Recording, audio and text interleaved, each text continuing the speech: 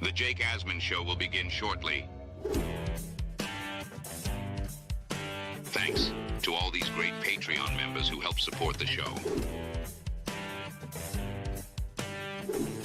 Get your super chats ready.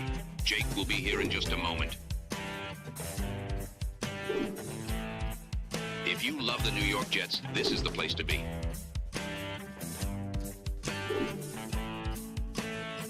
And now, the Jake Asman Show. It sure sounds like the New York Jets like themselves Aaron Glenn. Wait till you hear what Adam Schefter had to say. We'll talk about that and more. It's the Jake Asman Show. Michael Nania joins us. Let's hit it and get it started. Man, our Jets are primed to win another offseason, baby.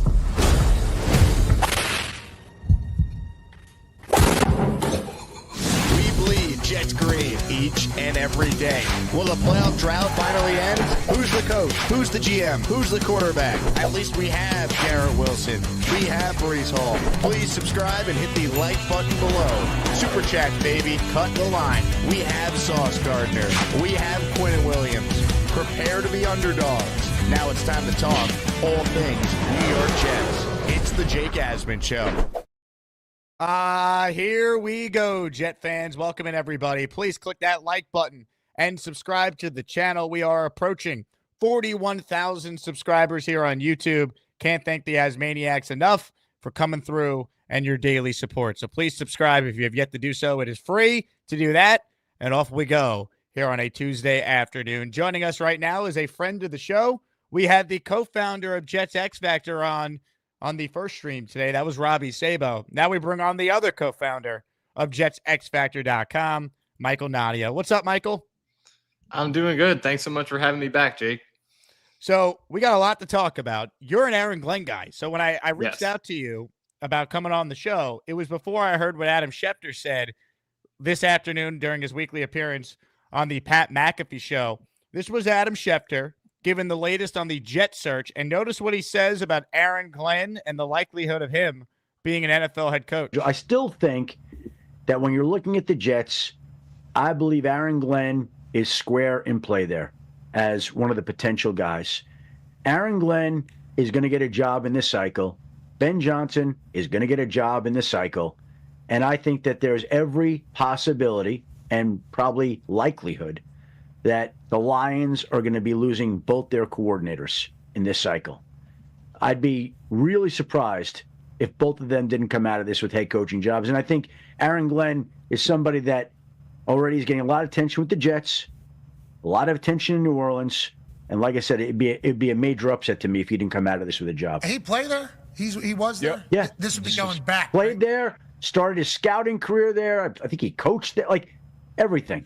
Vrabes. It's just like Vrabes going up to New England, understanding the situation. Would just be like Prime. By the way, Dallas. you just right. So if Vrabel gets hired in New England as a former player, and Aaron Glenn gets hired in New York as a former player, Prime.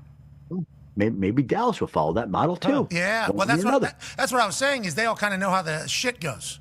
You know, like the question with the Jets, I assume for a lot of great coaching candidates, and there's a lot of Jets fans around the WWE crew, so it's kind of fun to chit-chat and watch their misery and really live through it. It's like there's a lot of coaches that have heard everything about Woody Johnson, you know, and he's not an ambassador for the next 4 years. He is going to be in the building.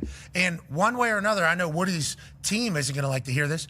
People hate working for you, brother. Like that is just kind of seemingly how it goes from a coaching department whenever people leave. Now, does everybody hate the place that they worked at if they get fired or move on? Potentially. You have to weigh all those things. But for these highly sought after coaching candidates, are you just going to sign up to work for Woody Johnson? I don't know if that's a lot of people's like move, but Aaron Glenn, been there, done that, understands the situation, we assume, and would hopefully be able to command enough respect around a building to be able to handle that type of thing, just like you would think Vrabes with the Patriots, with the Crafts because they know each other, just like you would think Prime with Jerry because they know each other.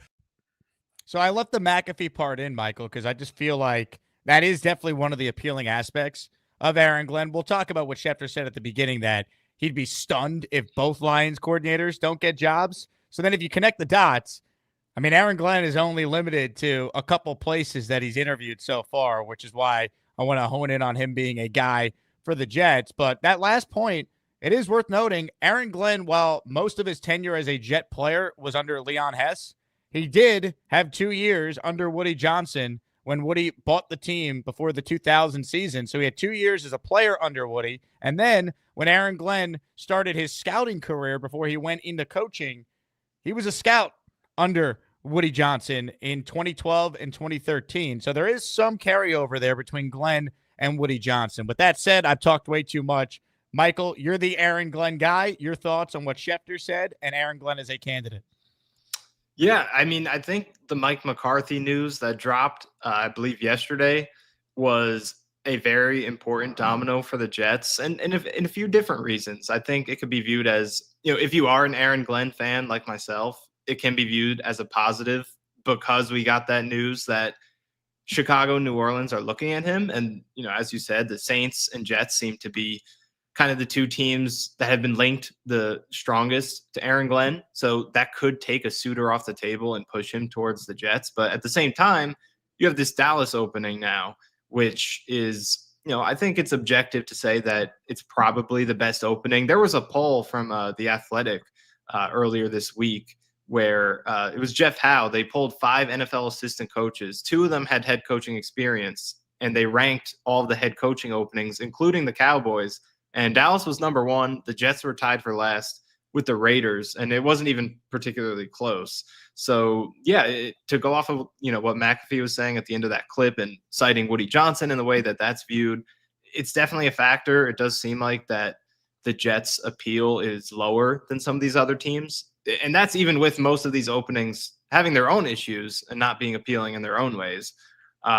Because I don't think you could say any of these openings are great, even Dallas. But comparatively, with everything that came out with Woody Johnson, it is something to consider. So the McCarthy news does potentially push Glenn towards the Jets, but we'll see if Dallas now poaches him or another one of these candidates that the Jets may be looking at. But to go into why I am a fan of Aaron Glenn, I think Schefter kind of touched on it a little bit, but one of the things I really like is that he has this multifaceted experience. The fact that he's been a scout, spent 2 years, it was with the Jets, which helps, but regardless of the fact that it was there, I think that's really helpful as he moves into a head coaching role, because being a head coach is not just about coaching up your players, building relationships with the rest of your staff. You're leading the entire organization.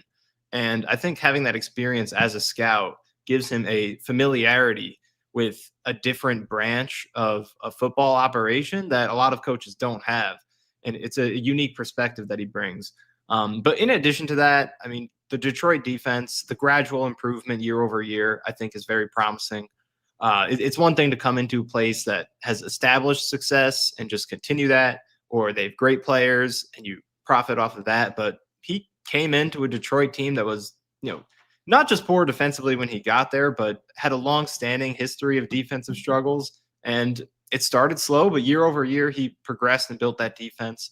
And it wasn't just the talent. They got great players, Aiden Hutchinson, Jack Campbell, you can go on and on. But he made changes to that scheme as well. He came in as a zone-heavy guy, molded it to being the most man-heavy defense in the league this year.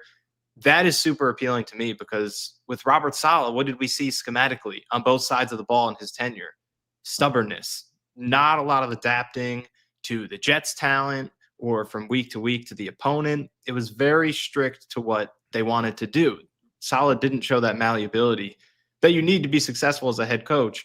Glenn showed that. So even though he's not an offensive guy, the fact that he did that with the Detroit defense gives me confidence that he'll have this overarching philosophy for the team. He'll establish the idea that the Jets will be open, or wherever he goes, to making changes and being adaptable. So those are a few of the first things that stand out to me with Aaron Glenn and why I think he's a great coach. But I do understand the concerns of him, being a first-time head coach, defensive side of the ball. I do understand some of those things, but all things considered, I think he is the best candidate, in my opinion. Did you feel that way when Mike Vrabel was still available? I'm just trying to gauge kind of how you tiered the options at the beginning of all this. Yeah, Vrabel. I had Vrabel and Glenn in my A tier. Between the two, I think I leaned Glenn just because, he's kind of offers a little more upside, maybe, being a candidate who hasn't coached yet. But yeah, they're my A tier guys, and the S tier is included in this. To be clear, there were no S tier guys in my opinion. I don't think anyone in this cycle is a slam dunk. But those are my A tier guys. So I do think that's a good hire for New England. I'm not going to walk that back because he's a Patriot now.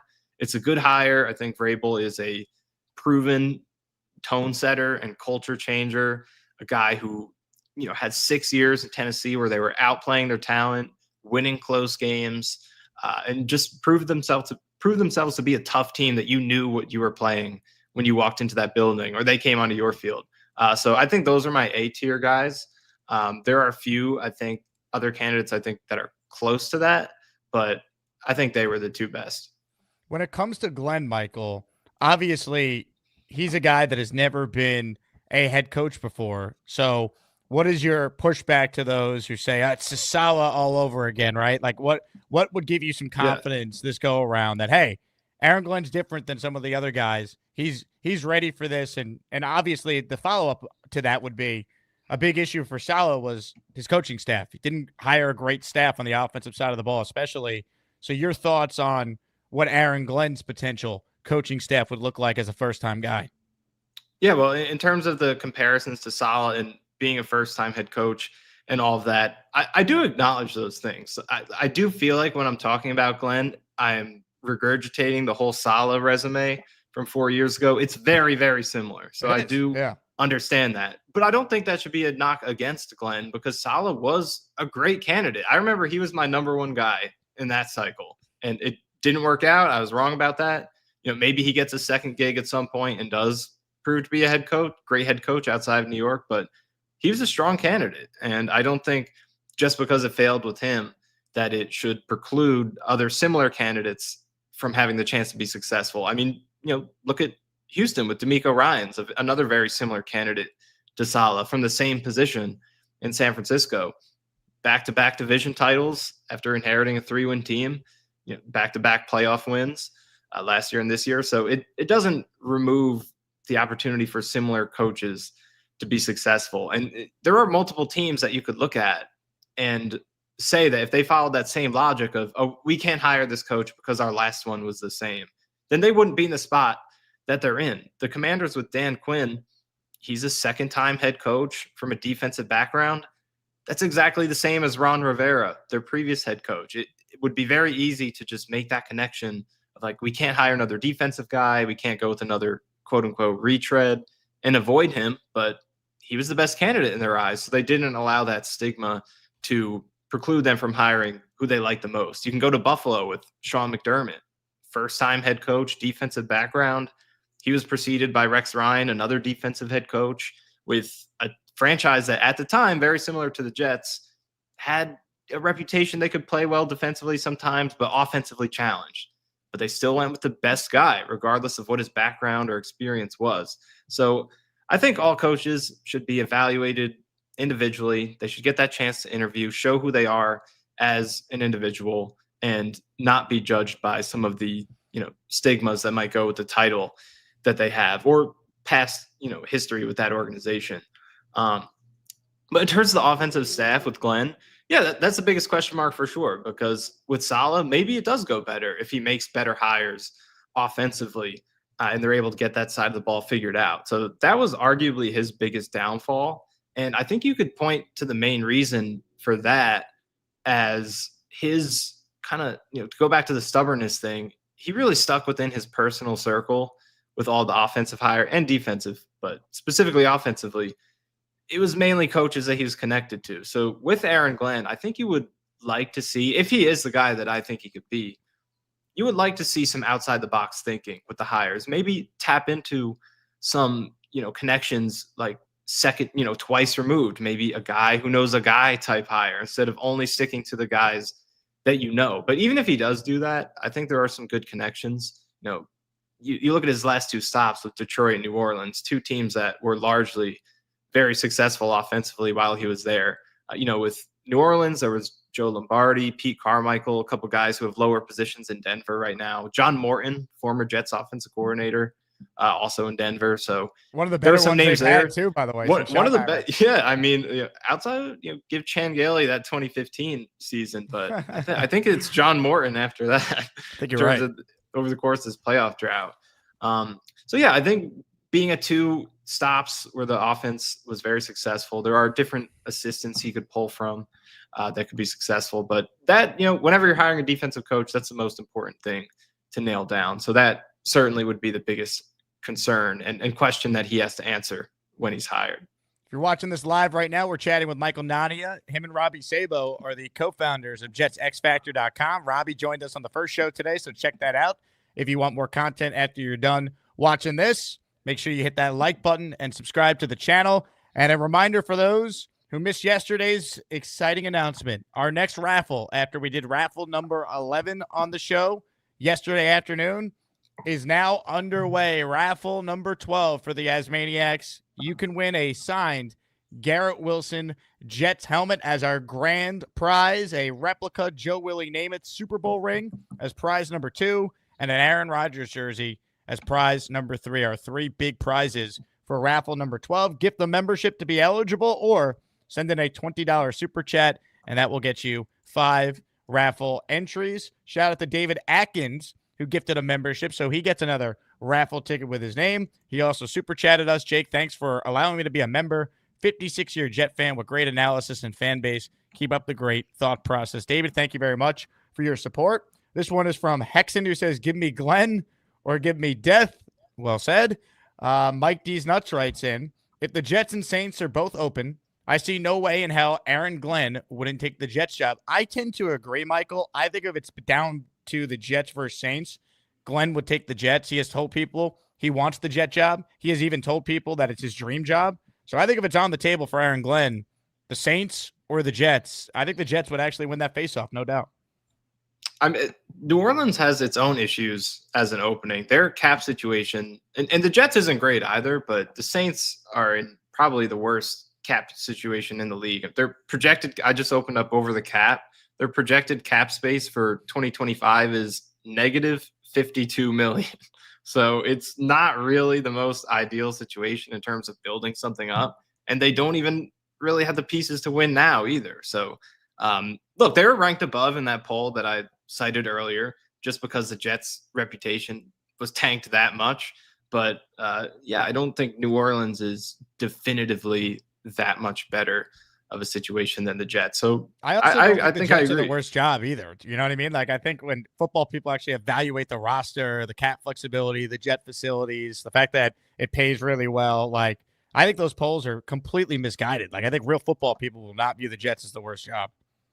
Yeah, and it was a small sample too. That one poll was only 5 coaches, so they could have just been called up and be like, "Oh, Jets," and like that report just came out or whatever.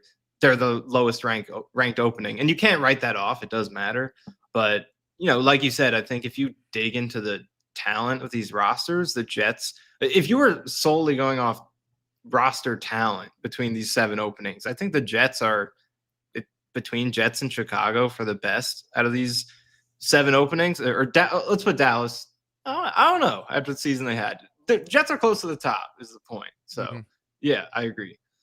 I mean, I look at it like this. All these jobs have issues. That's why they're available. Yeah, I don't think there's a perfect situation. Like a year ago, like the Chargers job is not perfect, but you had a young franchise quarterback, so it was clearly like the most intriguing, most appealing job. But like this time around, I mean, unless you think Trevor Lawrence is going to be this like generational quarterback that we keep hearing about, I don't think that's a great situation. I mean, Caleb Williams, yeah, he might be awesome, but you're also in a division with 3 loaded teams right now, and it's the Bears, and their ownership has just as many questions as the Johnson family does. So I don't think any of these jobs are automatic, which is why I think, if Woody really wants Aaron Glenn, and that's who they decide on, Michael, there's no excuse to lose a faceoff to the Saints, if that's what it comes down to. Yeah, every job is open for a reason, like you said. And I think that, especially for a first-time head coach, there's only 32 of these jobs in the world. So if you pass up on one and you end up without a job, you don't know when you're going to get that opportunity again. So I don't think first-time head coaching candidates are going to be as like, I only think this, study of like, let's rank the openings applies to a guy like, if you have a Sean Payton available, or an Andy Reid, someone who has, clearly has established the clout as a head coach to where they should be coveted. Then I think it comes into play. But other than that, I think it probably isn't a huge factor. Let's say Aaron Glenn is not their top choice. Give me some other candidates that you still think highly of, because I have been very frustrated the last day or so when I see, Mike McCarthy become available. When you see Pete Carroll taking 2 interviews so far, John Gruden is still out there. And I'm not saying you got to hire any of those guys I mentioned, Michael, but my frustration is we're interviewing Mike Locksley. They requested today the defensive coordinator from the Washington Commies. I'm very frustrated with some of these names. I have no issue interviewing a bunch of people. Fine, talk to whoever you want. But when there's qualified guys out there, and to this point you haven't interviewed them, or you haven't requested a Liam Cohen or Todd Monken or Cliff Kingsbury, for example, that's where I start to get crazy. So just your thoughts on this process and some other names, if not Aaron Glenn, who you have said is your top target. Yeah, I said something like this recently in a post where I think it was after that Locksley announcement where I was like, okay, I get it. We're casting a wide net, but you also haven't spoken to Cohen yet, or Munkin, or Ben Johnson. Maybe Ben Johnson doesn't want to talk to the Jets, but there, like you said, there are a number of candidates who are more qualified than Brian Greasy, who we could be talking to. So that is peculiar, and maybe they're talking to some of these guys as coordinator options potentially, so that's also worth considering. But yeah, I mean, if it's not Aaron Glenn, I'm a big Brian Flores supporter in this cycle. I think that the work he did with the Dolphins in his first go around is, in terms of the on-field results, kind of gets overlooked because 5 wins in that first season, 2019. Like if we remember when he did that, it was being widely praised for winning 5 games with that team. A lot of people thought they'd win none. And then the next 2 seasons, he had 10 wins and 9 wins. Both seasons were either at or above their preseason projection. But he's got questions to answer. Like, you have to acknowledge the Tua drama and the rotation at offensive coordinator and some of the reports of his abrasiveness and relationships with the staff, the Fitzpatrick comments. All that stuff is legitimate, but I'm confident that being under Mike Tomlin and now 2 years under Kevin O'Connell, that he's had an opportunity, to reflect and learn from that. And there are a lot of successful second-time head coaches in the league. Like I mentioned Dan Quinn earlier, guys who have had that opportunity to learn and then do a better job second time around. And I think Flores has a great potential to do that because we know he's a great defensive mind. And I also think that his toughness and that kind of mentality, hard-nosed approach to coaching is perfect for this Jets team.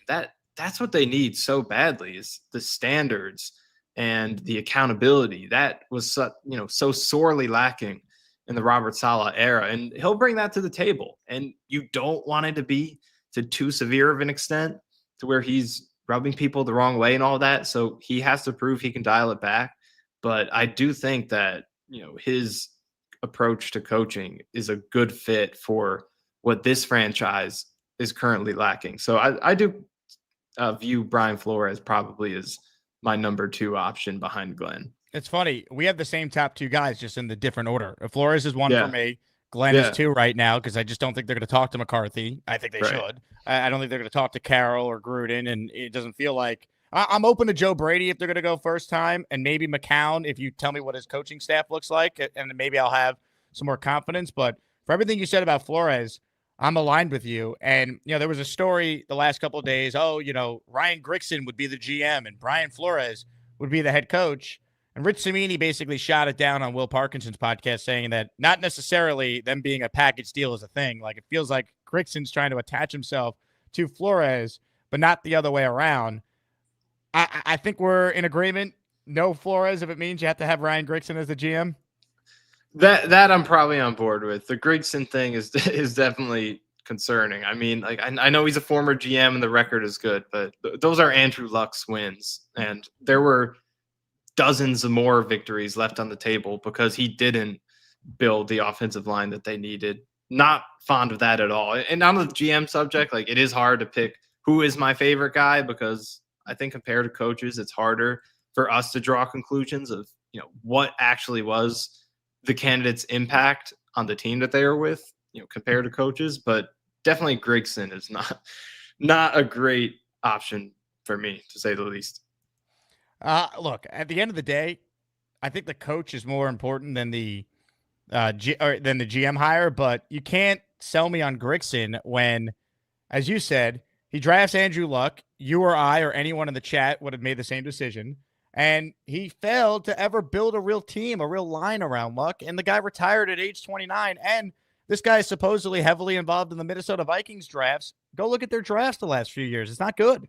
So, no, thank you. I'm good on Grigson, man. If you tell me it's like Thomas Dimitroff and Brian Flores, because those two had some overlap way back in the day when they were both with New England, I'm in if you want the experienced GM. But Grigson, no way. Yeah, and I think Dimitroff is my favorite guy because, he has the experience and it's a good track record. I'm not saying he's Ozzie Newsome or anything like that, but, he was there for a long period of time, consistent winning, good drafts early on to build that core. I think as far as experienced candidates go, he's clearly number one. And if you interview someone else who doesn't have GM experience and they blow away the interview, they have a great reputation, they could be a great candidate as well. It's just hard for us to kind of see who that is. But as far as the experienced candidates go, I think Dimitroff's run in Atlanta was pretty solid, especially compared to a guy like Grigson. Totally agree. He'd be my number one of the experienced guys. What are your thoughts on Mike Borgonzi, Alec Hallerby? These are two of the other up-and-comer GM candidates they've spoken to, especially Hallerby. He's more of an analytics guy, they say, but he does have a football background as well. And when it comes to analytics, Michael, I mean, you're as into that as anyone that covers the Jets. So your thoughts on him as a candidate, then I'll ask you about Borgonzi. Yeah, whenever I see that word on the screen, it jumps out to me like, yes, that's my guy right there. You love the nerds. I love the nerds. I relate to them. Like seeing Minnesota and, the hire that they made with he's got a tough name to pronounce, so I'm not going to take a stab at it. But obviously he comes from like a full kind of not even related to football background. So that was interesting. So I like the, imagination of doing that and the forward thinking of it. But with Hallaby, it does seem like he's kind of just been like a right-hand man kind of background character in Philadelphia's front office. So I do wonder if that would be, too large of a leap to make him your general manager with no kind of true scouting experience. So yeah, that goes like into the conversation we just had. We don't really know. He could walk into an interview and prove that he is, just as much of a savant with scouting as he is with analytics, or that he knows how to weaponize analytics in a scouting and player personnel sort of way. If he's capable of doing that, then by all means go for it. It's just from our perspective, especially compared to a Borgonzi, who's been an assistant GM for a long period of time with a very strong drafting team, that just feels a little more reliable of a track record compared to someone like Hallaby. But yeah, I do think the Jets have been behind the analytics curve for a while, and to get someone like that and try to get back in front of it, be a forward-thinking franchise, I think is a good route to try to pull themselves out of the hole that they dug themselves into. But yeah, it just comes down to how they interview and what they show you in terms of scouting ability. If you're one of, and I can't believe this number is real, 730 people watching live right now. Those are like regular season Jets still alive. We have hope numbers. Good to see the Jet fans return to the Jake Asman Show, baby. Shout out to the diehards who are in here every day. But if you're one of the people watching live right now, click that like button immediately, and please subscribe to my channel. I am approaching 41,000 subs, and I need the help from all of you to get us there. All right, some super chats, and then I want to talk about Aaron Rodgers with Michael Nania. This one is from John, who writes, and I think we're being used by the 33rd team to build a bullpen/resume for the future with all these interviews. Feels like Glenn is the guy. Michael, your thoughts on that theory? I think it's viable. I mean, it was pretty early on that people started linking that a lot of the Jets, especially with the GM candidates, interviews were very 33rd team linked. So I don't think that's totally out of the question. But I think for the most part, they're just trying to cast a wide net. But as you said earlier, it's a very wide and curiously wide one when it doesn't include better candidates than some of the ones that have been interviewed. I hope they hire two people for the front office role at this point with the amount of people they've spoken to. Like, I'm not saying they had to, but when you've interviewed, I think after today, because they announced they completed the interview with the Packers assistant GM, 14 and counting so far, and they still have to interview Brian Gain, who's the assistant GM of the Bills. If you're going to potentially interview 15 GM candidates, I hope that's with the intention of you hire a GM and then you also hire, a football operation guy or whatever the title is. Like Carolina hired 2 front office guys for their opening at GM a year ago. Like, I hope that is maybe the plan here, potentially getting 2 established front office people to come into different roles, but I guess we'll see. Yeah, that's definitely a good idea for sure. Mike D's Nuts writes in, my boss from Atlanta says to run from Tom D. Look, I like Dimitrov. No GM is perfect, but the guy hired 2 coaches that went to the playoffs. He took over a situation that was in turmoil when Michael Vick was sent to prison and he needed a quarterback. He drafted Matt Ryan, made the bold Julio Jones trade. Remember that? That was a big deal at the time to give up what he gave up to go up that far. And he should have a ring on his finger. Like, that's the thing. If the Falcons didn't have the biggest choke job in professional sports history, he'd be a Super Bowl winning GM and probably still there right now. So I'm with you, Michael. Thomas Dimitrov, I think his resume would be really good for the Jets. Yeah, I mean, like, I respect fans' opinions and, like, they have that inside look. They followed it every step of the way. But when I see 13 seasons, 113 wins, 95 losses, and 6 playoff appearances, like you said, nearly a ring, like, it's a good body of work. And it's with the Atlanta Falcons. It's not as if, he went to an established, consistent winning franchise. I mean, that's some of the best success that they've ever had in the history of their franchise. So I think it's as solid as you could ask for someone who's available. Because, like, remember, if someone's available, it's for a reason. Like, it didn't end well, but the full body of work for 13 years is pretty good to me. No question. Reminder, this show is available in audio form. So if you like what you're watching and you want to take it on the go after the YouTube show is done being live, I post it as a podcast on either Apple or Spotify. Just search the Jake Asman Show and you will find it there. Comments, questions, super chats. Always cut the line around here. All right, I mentioned it. Aaron Rodgers, your thoughts on his future? We know Woody Johnson said publicly in an interview with the New York Post that he will let the next regime decide what to do with Rodgers. I think there's a lot of people skeptical about that. But that said, your thoughts on Aaron Rodgers and what you likely see happening here? Well, I think that point that you just brought up is the most important thing. I think as long as Woody stays out of the way and stays true to those words that you just mentioned and allows the new regime to make that decision, then I think the Jets will be steered in the best possible direction that they can with this quarterback choice. My opinion is clear. I do think they should move on and wipe the slate clean, mostly because I just think it's a very good opportunity to get a fresh start that the Jets haven't really had in a while. Because as we know, new GM, new head coach, but to get the quarterback aligned with that as well and just totally wipe the slate clean is something they really haven't done in a long time. There's usually some sort of overlap, like, GM gets fired, here's a new GM, but then the head coach right after him, and he's inheriting the previous franchise quarterback. You get all this overlap, and it never felt like the Jets were, on the same page from day one with all these important positions. And they have the opportunity, to do that now. That's not to say that Rodgers would be the franchise quarterback if he returned, but just from a cultural perspective, I think, I'm not saying he's the worst guy in the world. I do think it's overblown a little bit, but you can't deny the weight that he carries just by being present in the building. And I think as you're bringing in a new head coach and a new GM, it has value to make sure that those are, the loudest voices in the room and that they're not being overshadowed by a lame duck quarterback. So I think for those reasons that it's on top of all the salary cap stuff, that's also a big part of it. So that's my opinion, but I think the most important thing is that it's not influenced or pushed by Woody Johnson, and that the people who are making the decisions and building the culture make the decision that they think is best. So as long as that happens, I think it'll turn out the way it's supposed to, but I'm definitely on the side of they should move on in terms of my opinion. What are your thoughts on, the possibility of, hey, I'll take a pay cut, I'm willing to learn a new scheme? Like, if Rodgers meets certain stipulations that mitigate the dead cap concerns or is open to learning a new system, how would you feel if, like, a new regime comes in and basically is like, look, I mean, there's really not much better out there. We have a good roster. We could try and be competitive next year. Let's try it with Rodgers for one more year and figure out the long-term quarterback in 2026. How would you feel if that would be ultimately what they decide to do?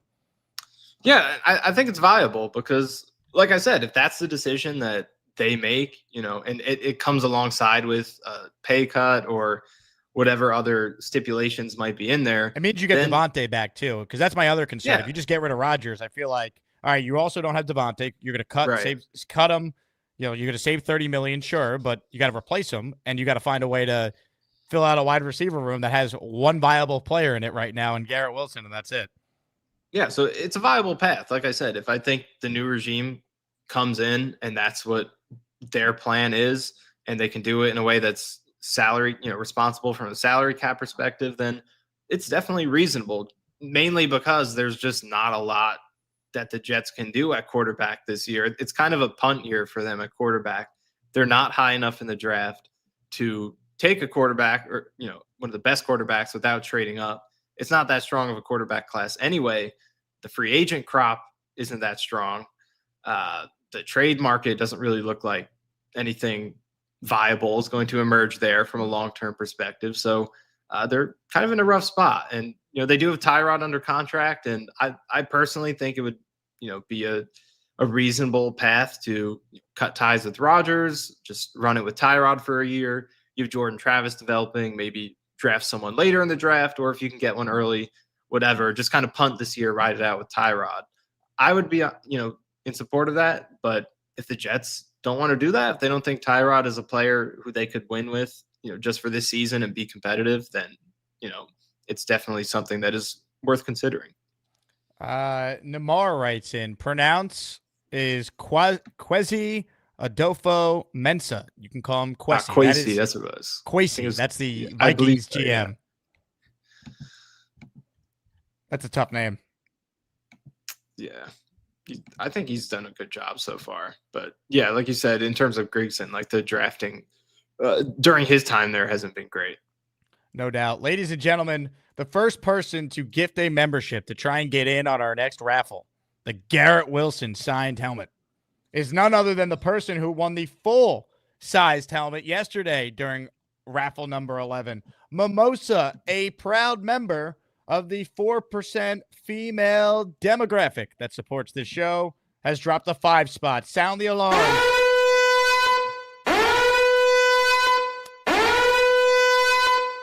Brandon R., Bobby Balls, Jay, Jail Abud, Cold Milk, all receiving channel memberships from Mimosa. Thank you, Mimosa, for your support. As always, comments, questions, super chats, we'll cut the line. As far as like the other questions with this team, Michael, you have coach, GM, we talked about that, Rodgers, but beyond that, look at the roster and the biggest needs for this team, right? As we start to look ahead to the offseason, what to you besides the obvious of quarterback are the things that you're keyed in on when it comes to like where this franchise goes moving forward once they get the GM and coach, of course, in place?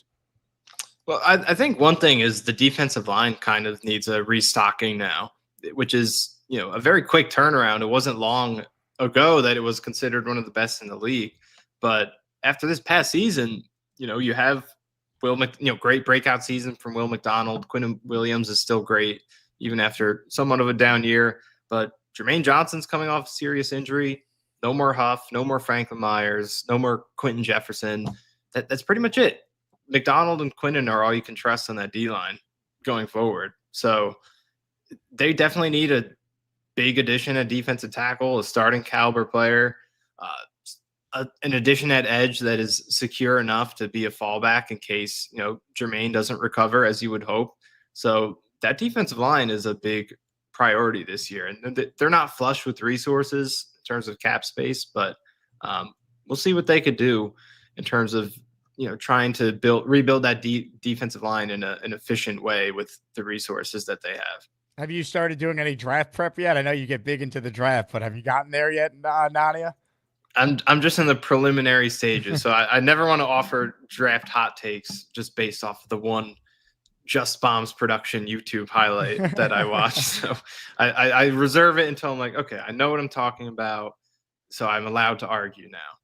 When I get to that stage, I'll do it. All right, we'll bring you on when you're ready for that. All right. Yeah. Leon writes in, being a Jet fan has aged Nania. Poor Connor Long is going to follow the same path. It's true. I mean, Connor Long is 13, or he might be 14 now. He wasn't even born when the Jets were in the playoffs. And I mean, being a Jet fan ages you. I mean, look at me. It's brutal. It's just the beard. If I did a full shave, I would look good, but it's been a while. So it's kind of like that classic movie montage that you get where it's like someone's really depressed. So like they just show you the stages of like their hair getting longer. I'm at the end of that montage right now after the 5-12 season. Super chat from Charles, who says, I think if getting Glenn, what if we traded for Hendon Hooker, the backup quarterback in Detroit? He's a sleeper.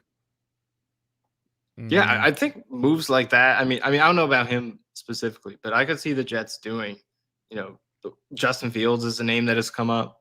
I could see them because, like I said, I think it's a punt year at quarterback. So this might be the type of season where it's like, let's just throw a wild card into the mix and see what happens. So we'll see. JJ McCarthy's obviously going to be mentioned a lot, although I don't think that'll happen, especially after the last couple of weeks. But we'll see. One more for you. Big fella. Cut ties with AR. Bring in Fields. Keep Taylor. Let Jordan Travis battle with Jackson effing Dart. Your thoughts on the big fella's quarterback plan? Yeah, I mean, like I said, I'm on board with letting Rodgers go. You have Tyron under contract. Travis is here. Throw another wild card in with Justin Fields, a draft pick. Like I think that's the type of quarterback room we might see. I hope it works. I really do. I hope it works. Michael, really appreciate you hopping on. It's Jet X Day on this channel. Robbie in the morning, Michael in the afternoon. Tell people what you guys have coming up though over at Jet X.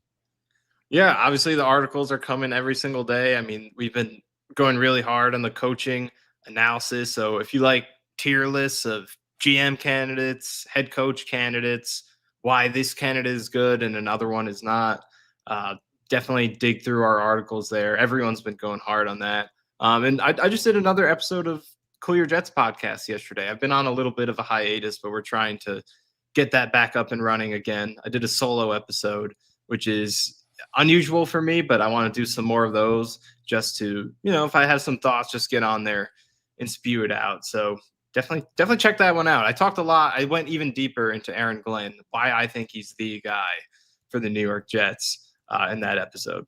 So I just realized this first time I've had you on since the Athletic story on Woody came out. What was your reaction when in the story it references Jets X Factor as something that Woody Johnson has referenced in meetings with Joe Douglas about personnel? What was your reaction knowing that the owner of the Jets and his son, they're checking out what you have to say about the team? Yeah, it was interesting for sure. I wasn't totally shocked because I had gotten, subtle hints in the past that maybe that was going on.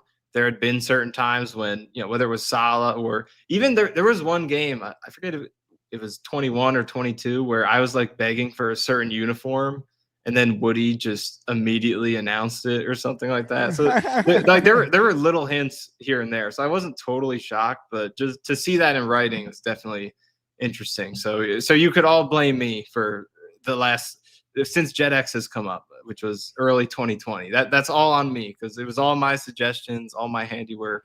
Or you could look at it the opposite way because whatever suggestions I may put out or anyone else who wrote for us at JetX were probably brushed aside. So maybe if they were, listened to, then maybe the Jets would have been better. I don't know. Well, it's funny because I'll defend you guys when it comes to this because you guys, like me, were screaming for a viable backup quarterback after the Aaron Rodgers trade, a viable backup quarterback 4 plays into the season a year ago so you could try and save the season. You guys were screaming to get rid of Greg Zuerlein and bring in a kicker before it was too late this year. So, maybe if they actually listened to you guys more, the Jets wouldn't have the longest playoff drought in professional sports. I'd actually argue the other way. You guys were trying to save the franchise, and Joe Douglas wouldn't listen. Yeah, I mean, I've had my share of misses, but my Dalvin Cook take was a big hit last year. That one I need to take some credit for because I felt like I was alone in that one at a time when it seemed outlandish to suggest that, and it turned out to be a major grand slam take. So maybe if the Jets had a better RB2 in 23, they could have won a couple more games. I don't know. So, yeah. Michael, great insight, man. Thanks for hopping on today. Thanks for having me. Michael Nania, co-founder, JetsXFactor.com. Appreciate his time. Reminder, if you want the hat I'm wearing or any items from the merch store, jakeasman.com/shop. Patreon members, it's now 20% off all items included with your Patreon membership at patreon.com/jakeasman. All right, hit the like button if you haven't already. Comments, questions, super chats, they will always cut the line. The Lane Train is calling his shot. He says, I feel that Aaron Rodgers will come back to the Jets next year in 2025. The Lane Train has spoken, and I want that on the record. We were talking about analytic nerds earlier, and Alan wrote in, I love the nerds too, with a personality. You know what I love to do, Alan? I love to make fun of nerds like you and bully them into stupid town. Bye. All of you delusional Jets fans need to know that I am the king of stupid town. We'll see you later, Alan. All right, Wishby in our raffle, a 5-spot of channel memberships. It's just been gifted, baby. Sound the alarm.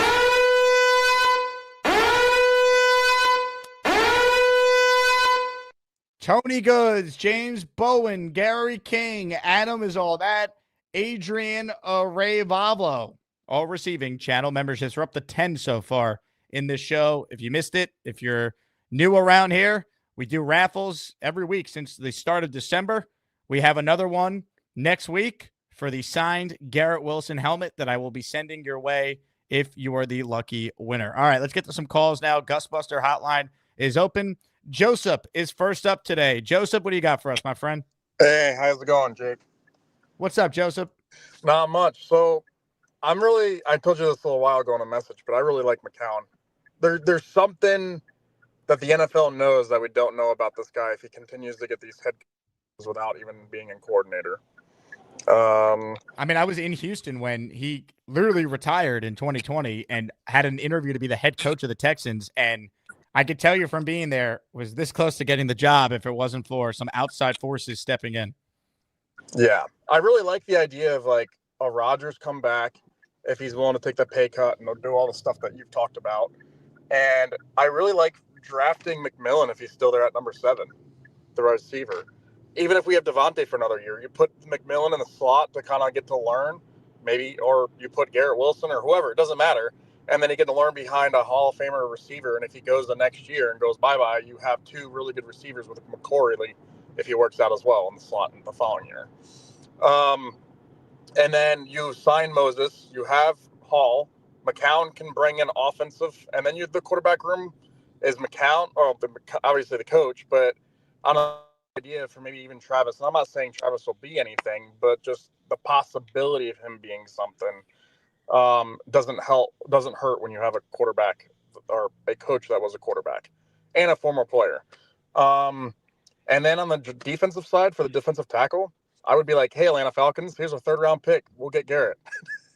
So I don't know. I just really think that there's not many holes. And I think that, yeah, it's a huge risk. But if you hit on that risk, it could be a reward. And like I said, I mean, McCown just keeps being talked about.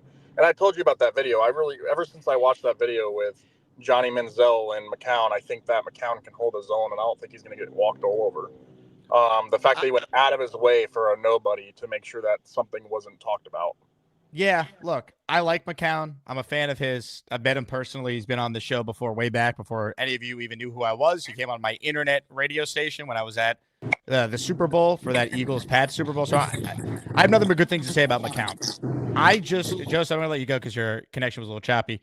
I just don't feel like the Jets need to be the team that takes that big of a risk right now. I like McCown over some of the other options that have been floated out, like the defensive coordinator for the Commanders they're interviewing today or requested today, Joe Witt. I like McCown more than Ron Rivera or Arthur Smith. I like Josh McCown. I don't want to be dismissive of him as a candidate. I just want him as the OC. I want him to be a coordinator for a year before we make him the head coach. He's been a quarterbacks coach for 2 years. I know he played in the league forever, and he has all these relationships. He's on all these teams. But you have Glenn, who I think is a better candidate, even though he's defensive-minded. And you have Flores, who I think is a better candidate, even though he's defensive-minded. And maybe Flores could get you McCown as the OC. So that's my hope, that it's Flores and McCown. I like McCown. I just don't want the Jets to take that big of a risk. They haven't made the playoffs in 14 years. Why do we need to be the guinea pigs that try the Josh McCown thing? We think the Jets are going to be the ones that find the next McVay or O'Connell? I don't. I want someone who's proven. And Aaron Glenn's not proven, but he's got a better resume to this point than McCown does. Lee Van has gifted 5 channel memberships for the people. Let's go, Lee Van. Understand, tonight is awful in here. Awful. I saw this on the schedule, Jets during the Christmas holiday. I took 4 Canadian aspirin with a little bit of codeine in it, and just enough to give it that pop. Little 8% codeine never hurt anybody. Shout out to Chris Berman. 5 spot from Lee. Here we go. If you hear your name called, Lee Van is the one who made your dreams come true by gifting you an Asmaniac membership. W. Gresh, It's Dallas Low, Alex, Emmanuel Holcomb, and Ralph Q. All in on the membership parade. All right. Comments, questions, super chats. We'll cut the line. It's time to say hello to someone that we haven't heard from in a little bit. People were concerned. I know my dad even mentioned, hey, where's this guy been? And I said, you know what? He's busy. He's still probably sad about the season. But our guy, Neil, has returned.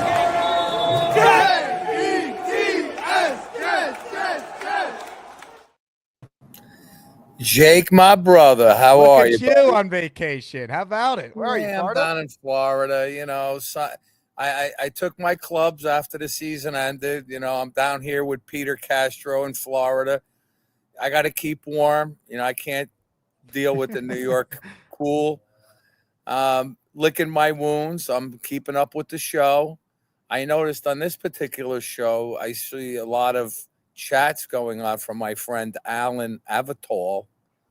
I thought he retired, Neil. What happened to that? He likes to chat in. I'm interested to see what Alan wants as a head coach. Could we get that before he could criticize who we end up picking? I think he wants Glenn. Oh, he does want Aaron Glenn? Yeah, I think he wants Glenn. I think he likes McCown too. I don't know. He likes McCown? He does. Come on, Josh McCown. Wasn't he like coaching high school like a few years ago or something? Yeah, he was coaching his sons. Oh, God. What are we doing? He's been a quarterbacks coach for 2 years. Would you like him as the offensive coordinator? Because I think he'd be a great OC choice. So that's the thing. And the argument's going to be, well, if you think he's going to be a great OC, why not just take the risk and bump him to be the head coach now? But I don't want the Jets to take risks. We've sucked for too long. Get someone proven. You know, you showed that Chucky Gruden clip earlier. That got me excited. You know, I'm looking at this Jets article. Here's our top 15. Mike Locksley, Arthur Smith. This is in order. This is from worst to first. Mike Locksley, Arthur Smith was 14. Brian Greasy, 13.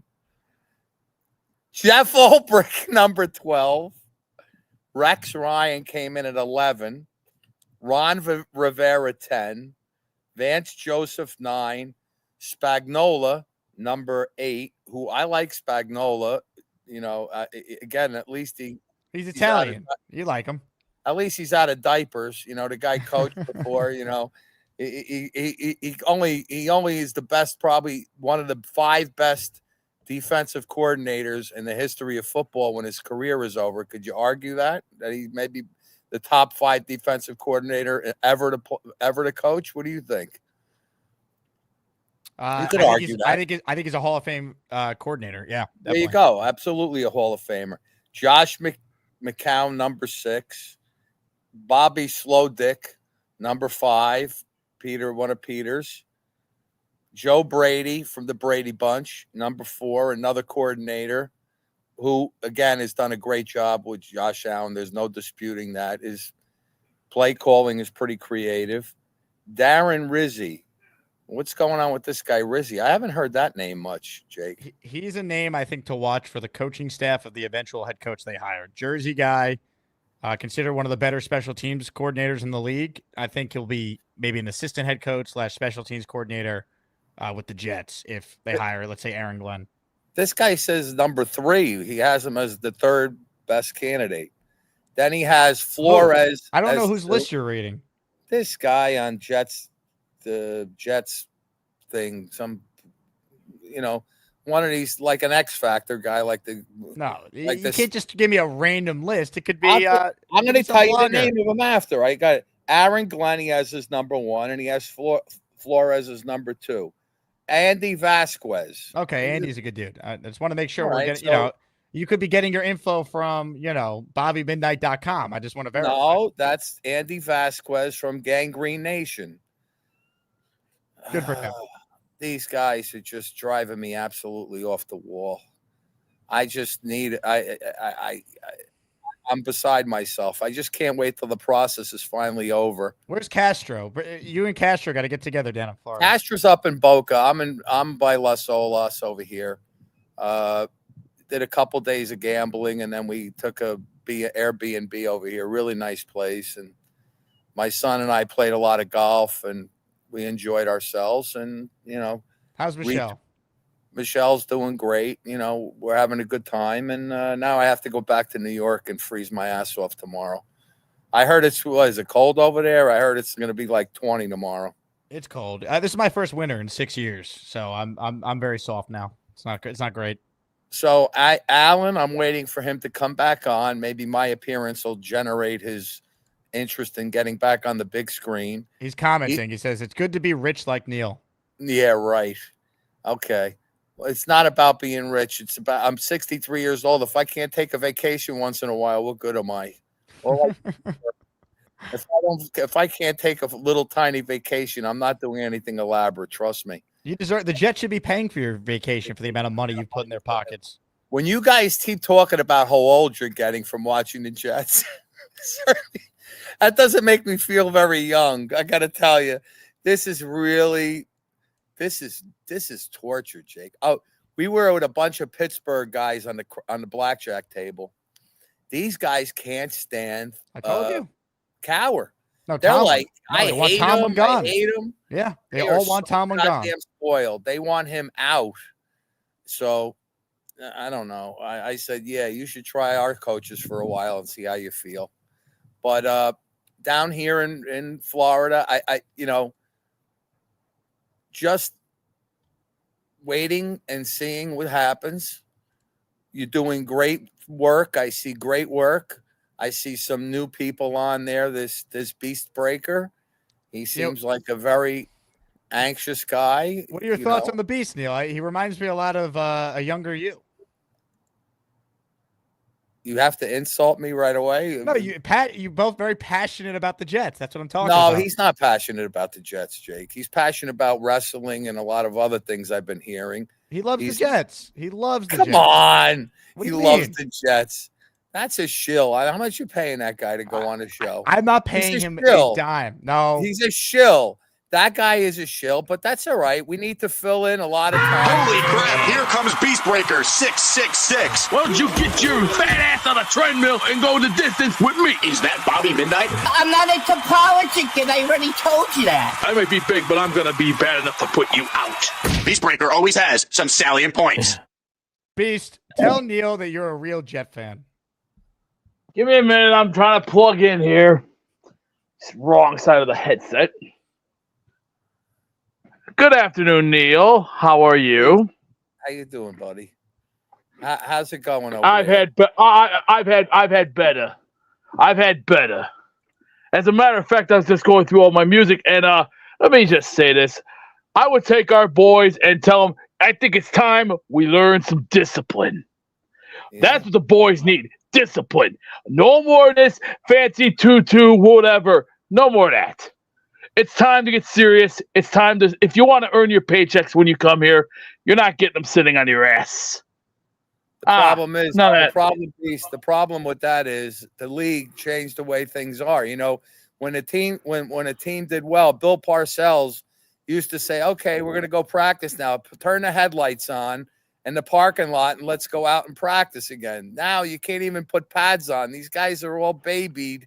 They're all fat and out of shape. Every one of the players, Quentin Williams comes to the sideline. He's out of breath after 4 plays. He needs about 6 plays off. These guys don't. There's no disciplining these guys only makes them hate the coach. And, you have to have respect. So maybe Flores is the Who do you like? Who's your coach? I don't know who I want. I know exactly who I want. Who do you want? What, you want Rexy Sexy? Hey, first of all, we lost Vrabel to the Patsies. Thank you, Billy, for bringing that name up. I like that name, the Patsies, but I call them the Pansies because they're full of pink pansies because they're cowards and they're nothing but losers. And I'll never love the Patriots because you know why? 1, they're nothing but losers. 2, they're overpaid weenies. They're just like the Yankees. And 3, we're gonna get our way back. Just watch. It will take time to build. But they're from Boston, Beastbreaker. Park the Who car. Who cares? Who cares? Park the car, Beastbreaker. Hey. Relax. So who do you like as a coach? I'm waiting to hear. I already said Rex Ryan's first, then Aaron Glenn, then we get Pete Carroll, and maybe a possibility. I know I don't like this choice, but if my calculations are correct, if we want to get this guy from Dallas or Andy Reid, then it's either Andy you Reid. put up. I like Andy Reid too. I'll take Andy Reid. Andy Reid want to coach the Jets? And here's the thing: when Andy Reid comes to this team, there's going to be 2 things everyone's going to do. It's either you put up or you shut up. If you don't want to be here, get out. Out. OUT. You don't want to be here? Out. Because this is it. Enough's enough. 14 years we've been getting our asses kicked, and we're losing because of, let's see, Saleh, Douglas, Gracie, garbage. That is garbage. It hurts me, and Jake, I know it hurts you too because I know that you get that pit in your stomach that you're going, this guy stinks. He stinks. Enough is enough. Time to go get real men. No more of this prissy, Chrissy. We need soy boys. No more. It's time to man up, get your balls intact. We're going to get men. We need stars. We need talent, and we're going to go out and get that talent now. That's why after this Super Bowl, no more fooling around. That's it. No more. No. Beast, very well said. Neil, I told Beast, you. I think Beast should go join X Factor and wake up Nania and the other. They need a little bit of a spark. They need Beastbreaker on X Factor. He'll wake them up. He give a little more content, and I think Beastbreaker is a great candidate for X Factor. He could write for X Factor, and put in his picks and stuff. I think he's got a great amount of. He's got great content. He's wonderful. I like Beast a lot, and I'm looking forward to more wrestling perspective from the Beast. I'll tell you what, Neil, you guys, I think there's a friendship that was just started on the show here. I felt it. Did you feel that? Yeah. Well, I like his passion. That's the only thing I like. I like the passion. He's awake. He's ready to roll. Yep. And that's good. I don't think you're going to pan onto him and see him sleeping in a chair like somebody else we know that sleeps on before we put him on. Who's that? Mr. V-Man. Mm-hmm. Next time V-Man's asleep, get Beastbreaker in his ear to scream at him, and he'll wake up, and we'll get some action. I like it. Now, I'll tell you what. You got to talk some sense into your guy, Peter Castro. He's not the biggest Beastbreaker fan, but I think we could get him on the same page. I've heard. But again, for the OGs in the house, we have a little more. Beastbreaker is not exactly, he didn't know who the Sack Exchange was. That was the first, test that he failed. I'm sorry to say, but other than that, he creates a lot of energy for the show, and he's a good addition. He's a nice villain, certainly a better villain than Allen. who started to bore me, and he can't come on anymore because he got a major job with the government or something. So we're not going to see Alan for a while. He's too busy. But there he is on the chat every time, ready to make a comment. Jake, take care. We'll talk to you soon. Neil, you are one of the greats. I think that guy. I know, right? Now, I won't bring this up, but the Jet season was all downhill after that night. And many are speculating Neil thrusting that jersey played a role. Just saying.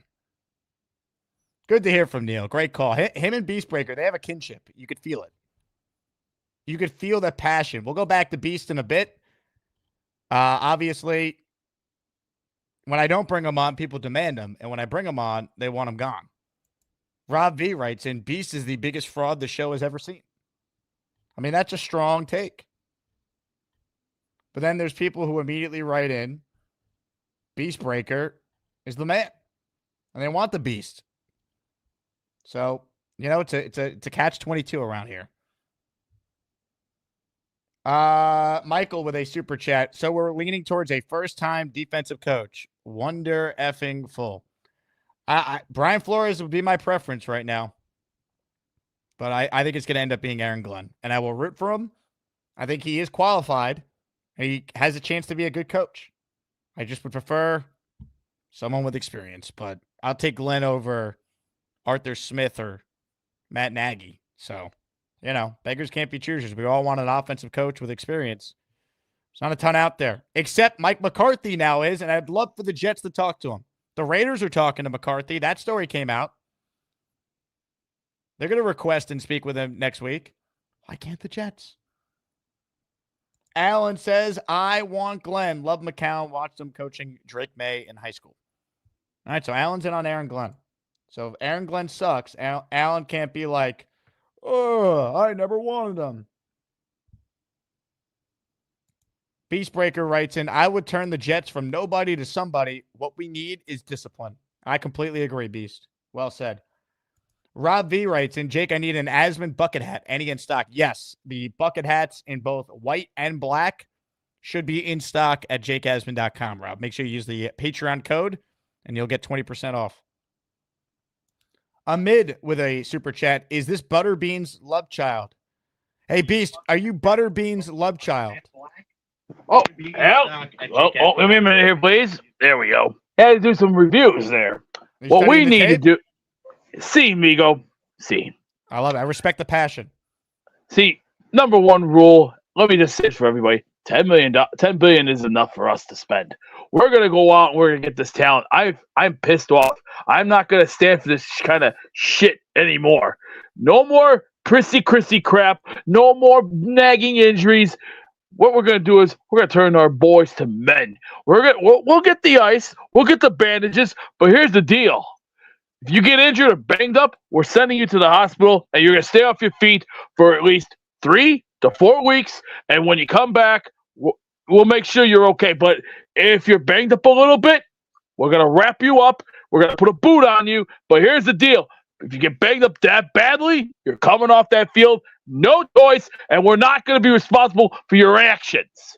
Amen. That's the way the world works. Everything has a price here. It's called, we're not here to screw things up. We're here for business. We're here to keep our players healthy and happy, and we'll make our fans happy. We're sick and tired of crying, whining, complaining, bitching, pissing, and moaning. It hurts me enough. I mean, I hate waking up every day in the papers seeing a bunch of shit saying, oh, the Jets suck, this and this and this. Hey, to all you rookie dumb bastards, we're all struggling. It's not just us. There's many other teams like us that are going through the same shit every day, and it's not the fun. It is hell for us. We're the ones that are experiencing it. You guys need to learn firsthand. First come, first serve. It's called, here's your ticket, get in line and wait.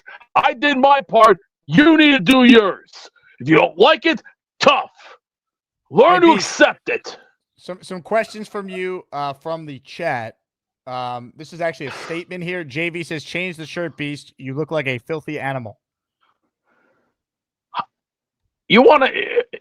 JV, how about you take a goddamn bonsai drop from Yokozuna, you jerk? Get out of here.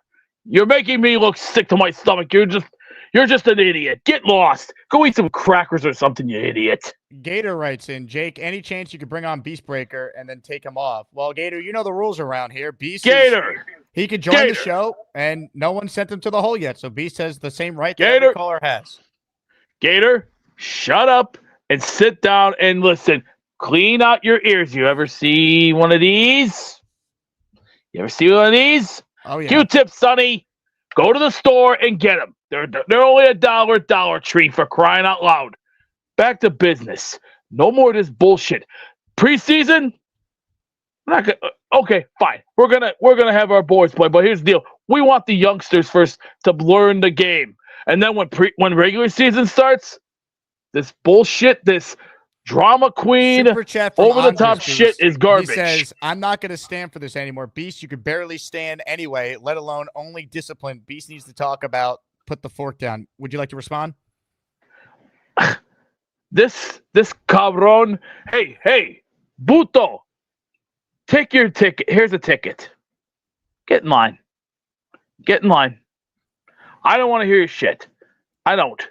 Mo writes in, you got to take it easy so you don't have a stroke. Well, thanks, Mo. I understand that, but I'm here for business. See, I want to discipline our boys, and our boys need to learn discipline. No more of this soy boy crybaby bullshit. We're not broke back. We're gonna get smarter. We're gonna get stricter, and when we start winning games, we're gonna start looking like a team that was a team from the '98 season, and also the 2000s when Chad Pennington took that team also, and he made that team look good. Hey, Leon. You want to do something? Go take your fat ass back to Leon's barbecue and go get some wings for yourself, you big chicken. Big fella says only pansies play Contra. Really? Kid, you don't know shit about Contra. That's one of the greatest games Nintendo ever put out. So shut up, jerk off. 3D Boxing writes in, Beast, I want what's best for you. You need to get the weight under control, a little self-discipline. This weight right here is power right here. This is all might right here. Look at that. That's gun control right there, Sonny. See, I may lift weights and do many other things, but I'm not some soy boy. I'm a savage beast. I don't pull your pity. Now back to business. Enough's enough. We're not playing this crap anymore. Jake, how many times have you seen the Jets go down every year? How many times? Our weight loss expert, Gary, is here. Gary, would you like to follow up? This guy. Look at this guy. Who is this guy here? Does Beast TV have some butter, Gary? What is the Beast diet that you recommend? Well, you know what I'm going to recommend is get off the plants and eat a protein-based, meat-based diet. Sorry, I don't eat crap from the toilet. I'm sorry. That's a Bill Gates crapper. It certainly looks like you might. It certainly looks like you do. Really? Yeah. You're gonna come insult me? I've never said a bad word about you in my life. I care about you. In the words of the great Clint Eastwood. In the words of Clint Eastwood, go ahead. Make my day. Make my day. I don't know.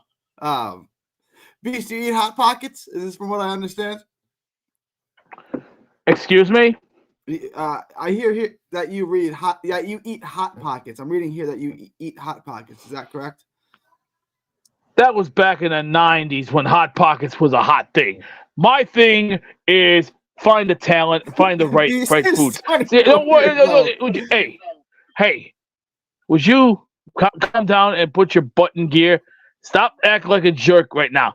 And number one, if you were on the Jets right now, and if I had to hire you, I would have said, "Here's a razor. Take that shit off your chin. We're gonna look like We're gonna look like men here." And if I was Joe Torre of the Yankees, I'd say, "Hey, here's your razor.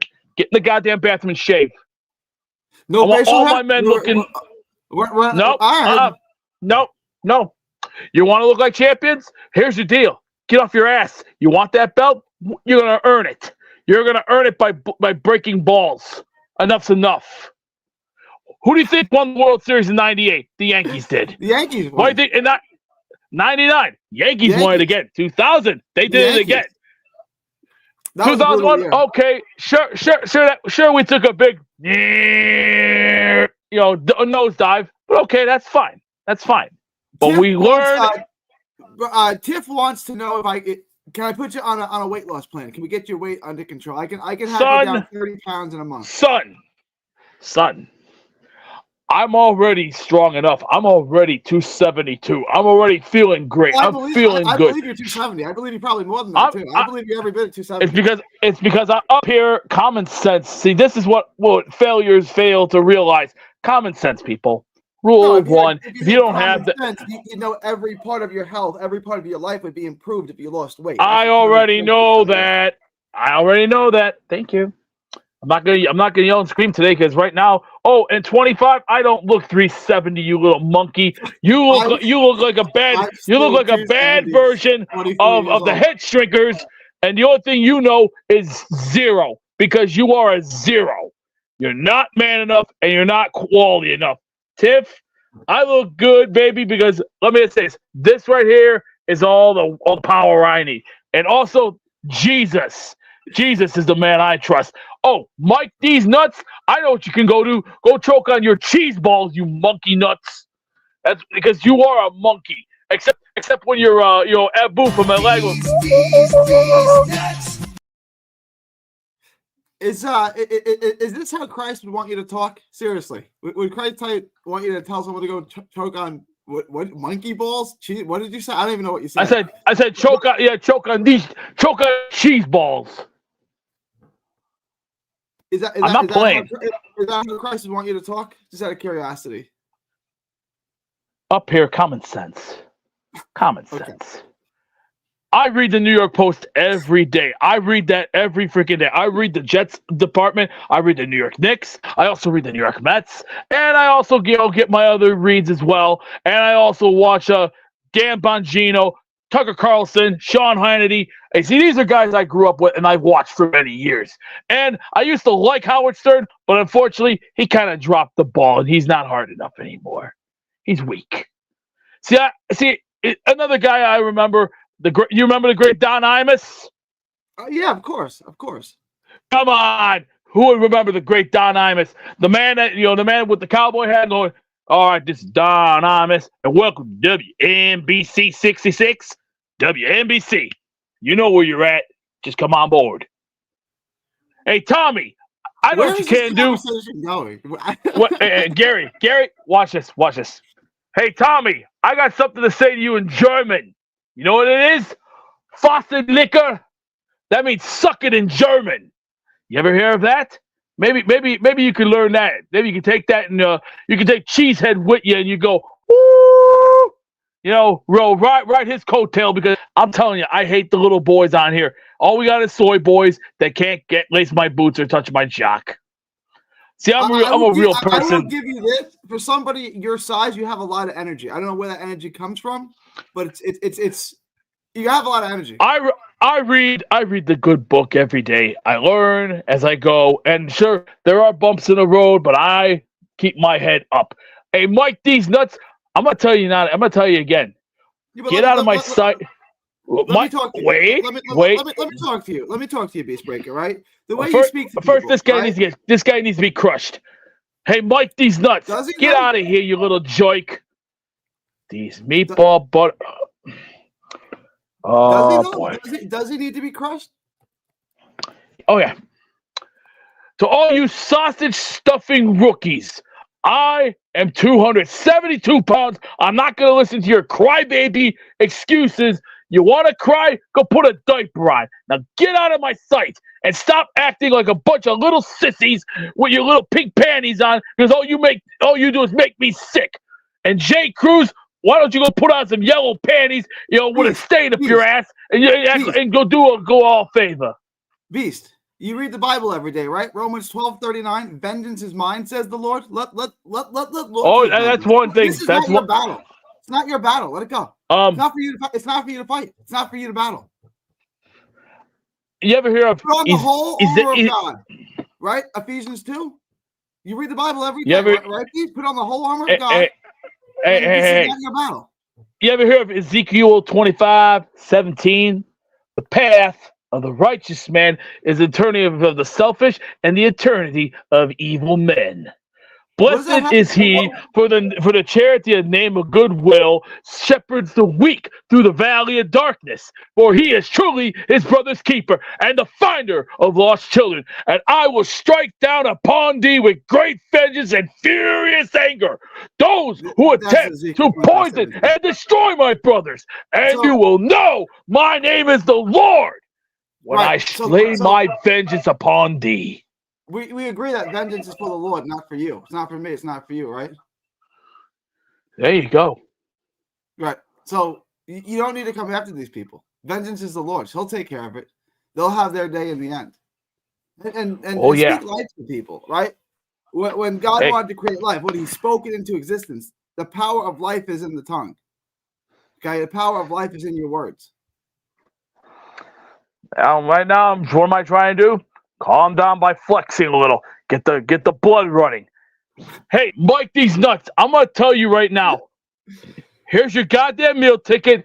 Get your pansy yellow monkey ass back in line. You stinking, derated, rotted piece of human violent waste. You're nothing but troll crap on my ass that needs to be squashed. Now get out of my face, puke stain. Hey, big fella. You want a meal ticket? I'll tell you what. Meal ticket, in line. And if you give me a problem, I'm going to knock your teeth out. Enough said. Enough said.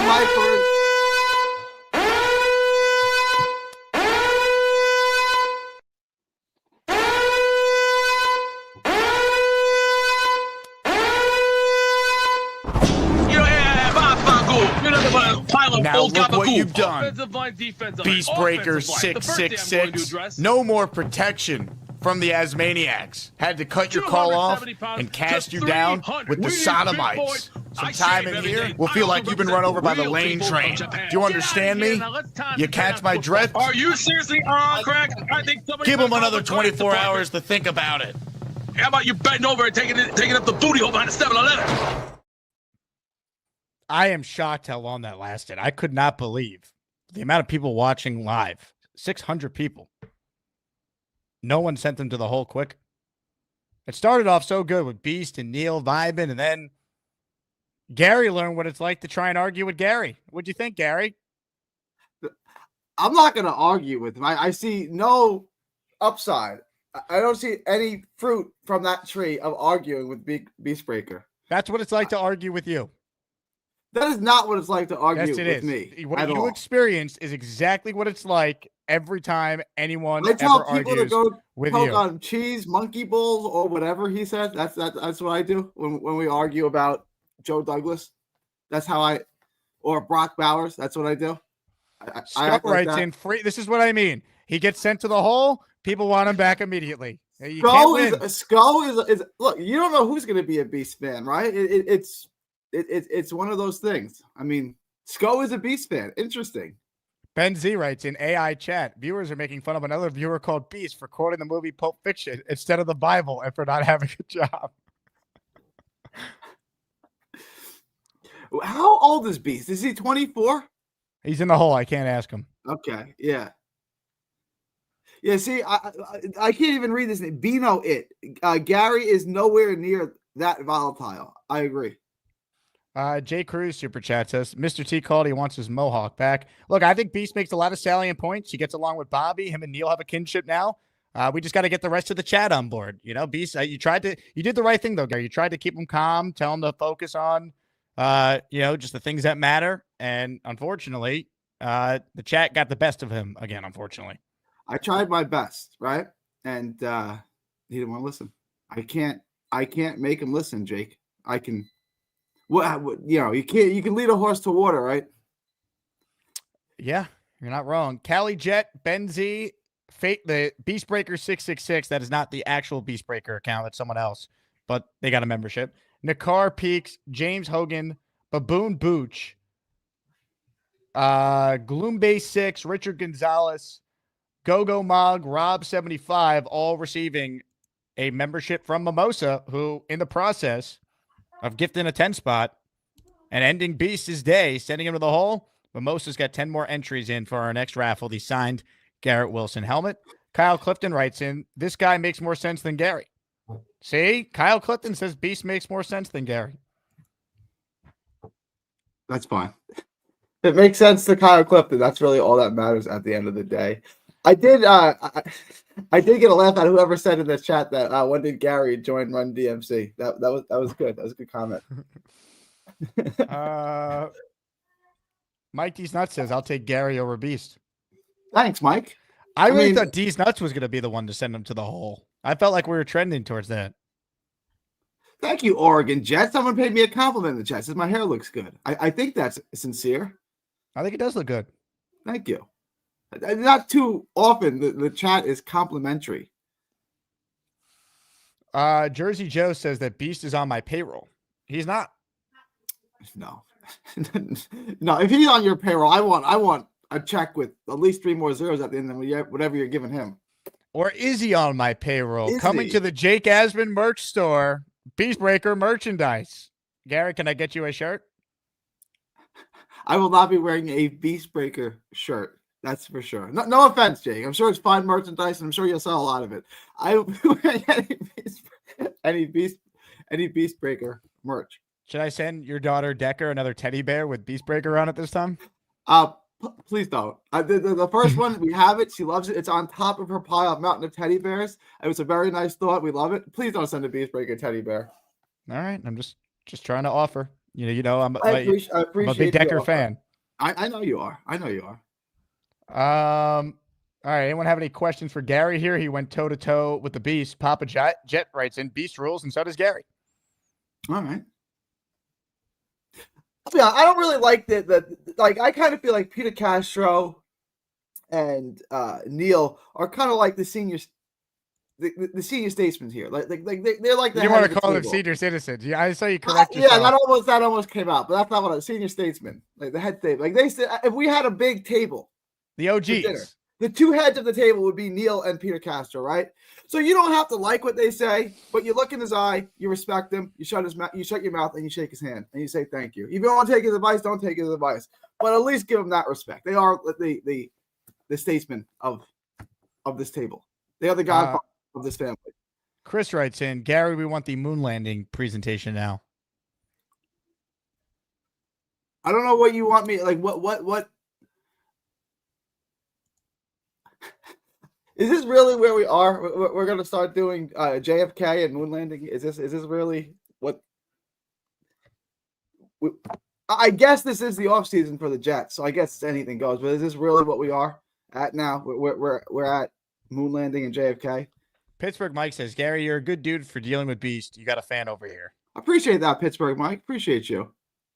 Hawk writes in, if Gary isn't a 1 seed, the whole tournament is suspect and under investigation by me until further notice. You're not even an American citizen as of like 3 weeks from now, Hawk. Get lost. He's still an American. He's still an American citizen. He's just an American citizen living elsewhere. Yeah, I don't identify him as an American anymore. That's it.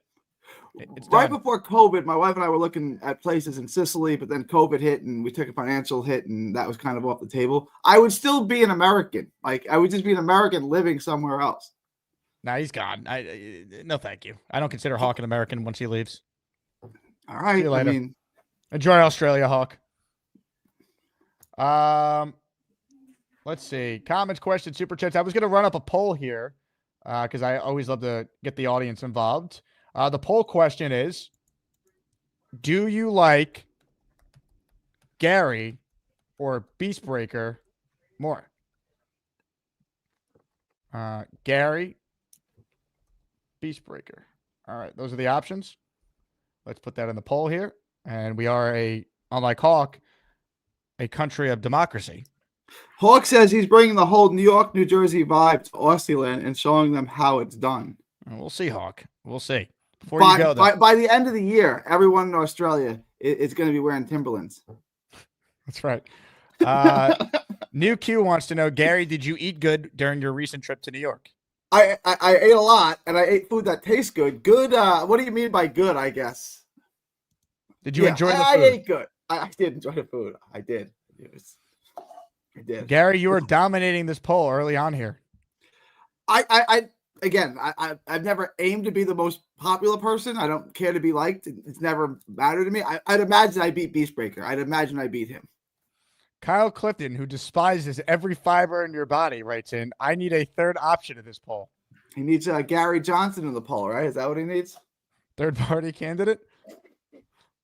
Huh? Yeah. He can write. Oh no, he can't write in a vote. Jets Worldwide. I believe this is Snowball wants to know. Gary, soup or salad? No thanks. No thanks. You don't like soup either? I just don't. I'm not a soup. A lobster bisque, maybe something like that. I could do something like that. What's your issue with soup? Can you tell? I don't have an issue with soup. I'm not a big soup guy. Like I was not lobster bisque or something like that. I guess I could eat. Like clam chowder, I like, but like hot soups, like chicken soup, lentils, I don't like that. And Connor, yeah, I'm doing better, Connor. Thank you for your concern. I'm starting to feel better.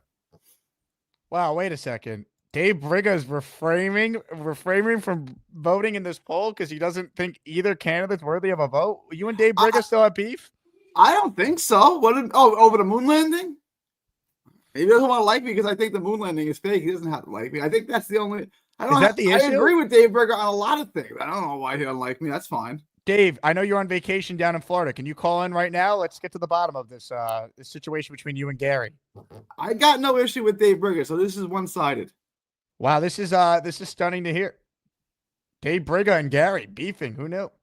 I didn't know. The only thing I can think of is I said the moon landing was fake, and he's very patriotic, which is fine. That's cool. But he took it as a slight on America. I wasn't slighting America. I'm just saying that's fake. Did you have any chicken parm while you were in New York? No, I had veal parm though. Wow. Strong. Kyle says, Jake, I hate beasts, but I want my super chat answered from the hole. Look, Kyle, I'd be happy to bring up your super chat, which says Beast named 10 current players now. Unfortunately, he's in the hole. So if you could get him out of the hole with 10 memberships, or if you want, I'll give you another option here. The chat can help you out with this one. We did this the other day. Let's do any super chat, any color. We need 10 of them, and you got 30 minutes, and Beast will be freed. We'll give him a minute to answer your question. I think that's fair. I mean, I want to make sure we value what Mimosa spent to put him in the hole. We have a code around here, but I've just set a goal with the live audience, the 570 of you in here right now, which is incredible. If you want Beast back, you have an opportunity to do so, or if you just give 10 memberships, he's fully back. So there you go. When you were paying your dues, when you were learning radio and you're learning how to effectively communicate, did you ever think that someone would pay you $50 to put someone in the hole who you could just hang up on? Like, is this kind of like the vision that you had when you were building the dream?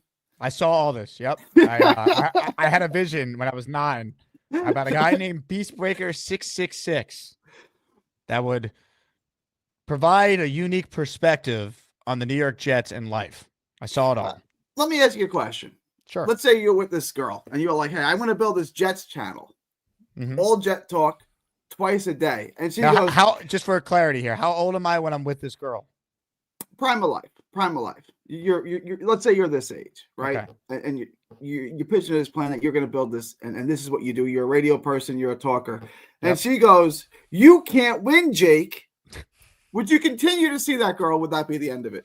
I was wondering where you were going with this, and now I know. Well, am I dating her? Are we together? Is this a friend with benefit? I need more info. You're in a committed relationship with her. I know your kids, your generation doesn't like to get married, so I guess that's out. But you're in a committed relationship. It's your chick. It's your main chick. It's your only chick. It's the one you're living with. And she goes, I'm living with this person, and she's saying, I can't. Because you guys don't get married anymore, right? Like, that's not something. That's just not true, by the way. That's not true. Right. Plenty of people still get married. 20-something-year-olds get married today. I could be wrong. I had I attended 6 weddings this past year. All right. They weren't like senior citizen marriages. No, they were all people in their early 30s, late 20s. That's good. That's good to see. Okay. That's good.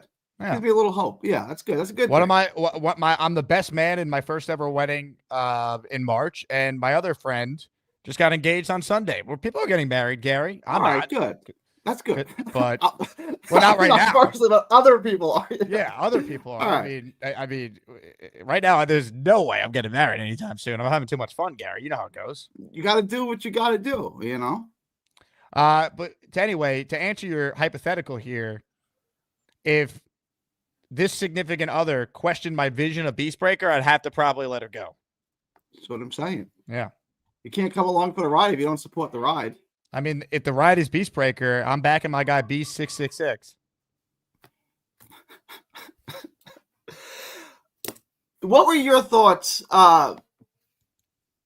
He couldn't name the Jets, the New York Stock Exchange. He couldn't name anyone. If he got 3 of the 4, I think that's reasonable. What do you mean? He got one of them, Mark Gusto.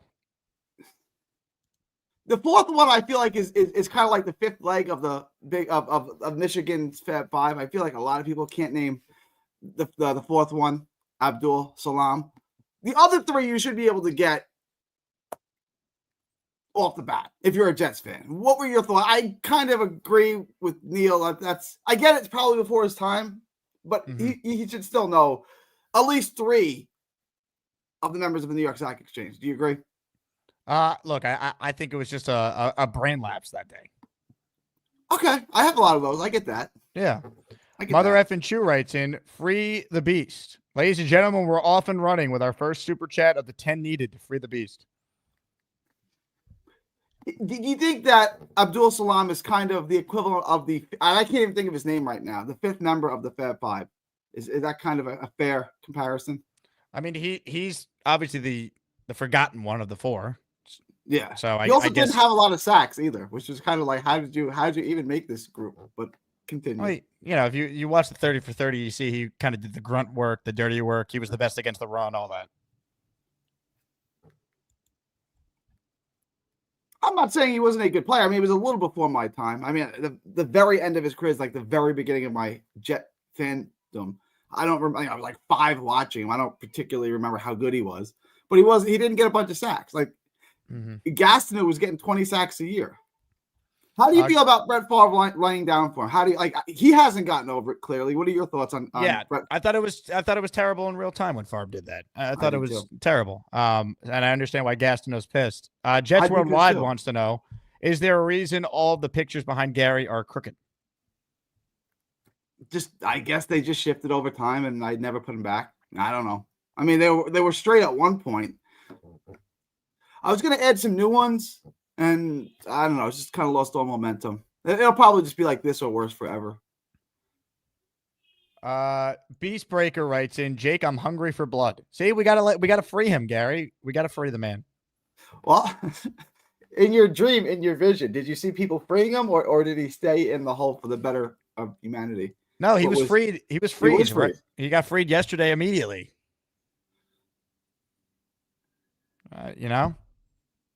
Oscar writes in, Gary, when can you add a picture of me to your wall of celebrities? Gary, we have a picture together. When can I make it to the background of the Gary 3D boxing wall? When you win a world title. These are all world champions, former world champions. How do I win a world title? Hard work and dedication, Jake. Hard work and dedication. Or you can get a vacant belt, right, through the sanctioning organizations. You could get a promoter who kind of pays your way through, and then they give you a layup, and then all of a sudden you're a world champion. I'm not going to name any names, but there's a guy on the wall who kind of got a belt through politics. I'm not going to name any names. Mike D's Nuts writes in, I'm just going to send Lard Ass to the hole if anyone gets him out.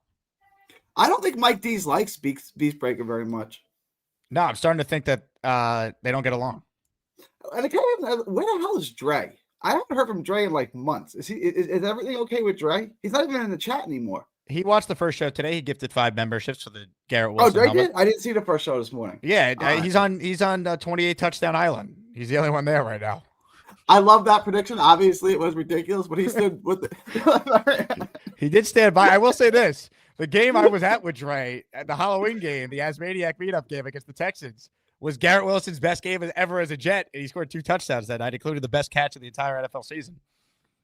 Best catch ever? Not take away the situation, just the actual catch itself. Is it the best catch ever? It's in a conversation. It's that good. It's better than the OBJ catch. Yeah, I think so. You watch it again, it really is amazing. And the people in my section, Gator, Hawk, who else? Who was to my left? I'm trying to think. Gator was to my right. Nick Shine was behind me.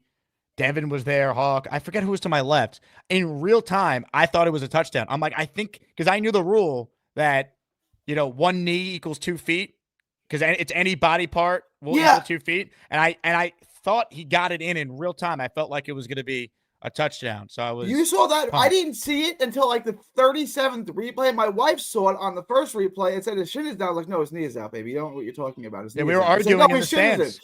His shin is in. Yeah, the shin. Yep. And then they ruled. I still didn't see it until like the next day on the 37th time I saw the replay. Like, oh, look, his shin is down before his knee.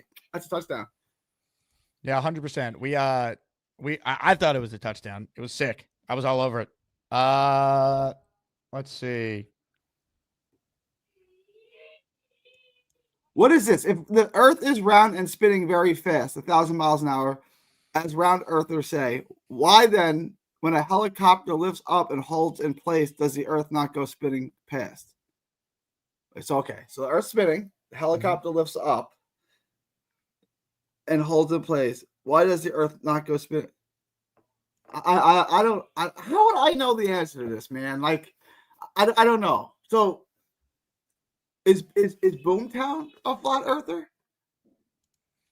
I don't know, but I do know this. Mother effing Cheer really wants to see the Beast released. He goes, Beast is hungry for blood and butter. Free Beast.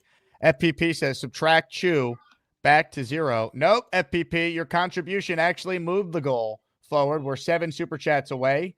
If you want to free the Beast, you can do it. You can make it happen. I'm going to help the cause right now. I'm not above super chatting to fulfill the goal. I think it needs to be done.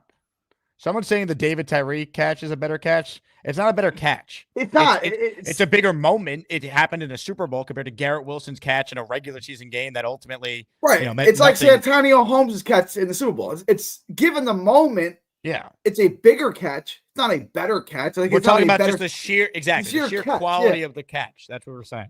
100%. Beast writes in, all we have here is sissy boys with small weenies. Gary, your thoughts? No comment on the size of the genitalia. That seems like I have no idea.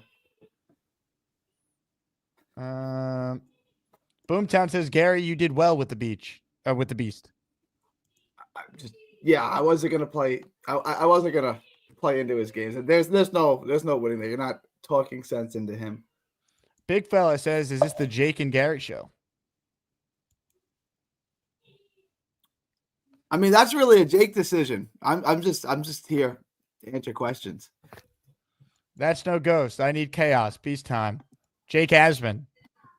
See, even Jake Asman super chatting. Free the Beast. Is that you, or did someone make an account named Jake Asman? Is that you? That's me. That's me. Okay. We're halfway home. We're 5 away.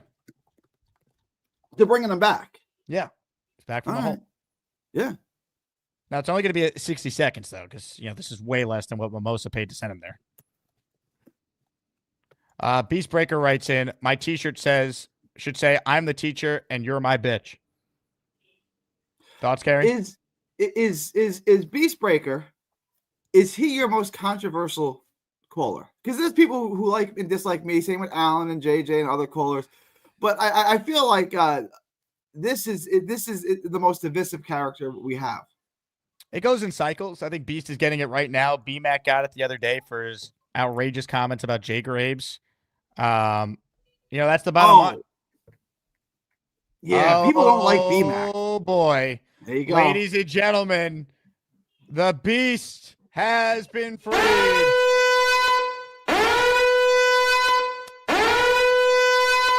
Ladies and gentlemen, it's time. Beast Breaker. 666. He's the man who would kick your ass. And then he's gabagoo. Welcome back, Beast. You're free. You know what I'm learning? A little old taekwondo. Sa! You know what this looks like? You ever learn Tiger Claw? You ever watch a Bruce Lee movie once in a while? Oh, yeah. Hey, Beast, before you go, because I'm sure someone's going to send you back to the hole, Kyle had a question about, can you name 10 players on the Jets? Okay, I'll throw a few namers out there. Ken O'Brien. Does anybody remember Ken O'Brien? Current I don't think Jets. Current Jets players. Okay. Aaron Rodgers, number 8. Great guy. I'm not going to take nothing away from him. There's one. Brees Hall. There's 2. I love the guy, but he gets banged up. Devontae Adams. There's 3. Lazard. There's 4. Oh, let's see. Tyler Conklin. Quincy 5. Williams. 6. Let's see. Number 57. I can't think of the goddamn guy's name. The guy that keeps getting banged up every fucking game. Son of a bitch. Oh, yeah. I'm trying to think of the son of a bitch. Oh, yeah. That Brandon guy, number 0. I know who you're talking about. You need the name. It's not Brandon. Oh, yeah. Greg Zuerlein. Okay, there you go. That's 7. Carlson was 18. He was on there especially. That works. That's 8. Number 44. I can't think of the guy's name. The guy that just won that Curtis Martin Award. Can't think of the guy's name. Can't think of it. And then I know number 99 McDonald was on there too. All right, number 99. Do you know his first name? No, I can't think right now because my mind is right now. I'm trying to, channel out the hate. Close I don't enough. need all the hate. Will McDonald, that's 9. Can you got one more Jet in you? I can't think of the guy the one guy that keeps getting banged up. The guy with the braids is number 57. I can't think of the guy's name. Oh yeah, one of the longest tenured players on the team. Shit. Quincy Williams. Yeah, there you go. There's 10. Quincy Williams. Now, bingo. You know what? You might have already said Quincy, but we'll just assume you were talking about Quinnen and Quincy. You know that one, so you got. Yeah. Because right now, let me just say this for everybody. Preseason, we're gonna.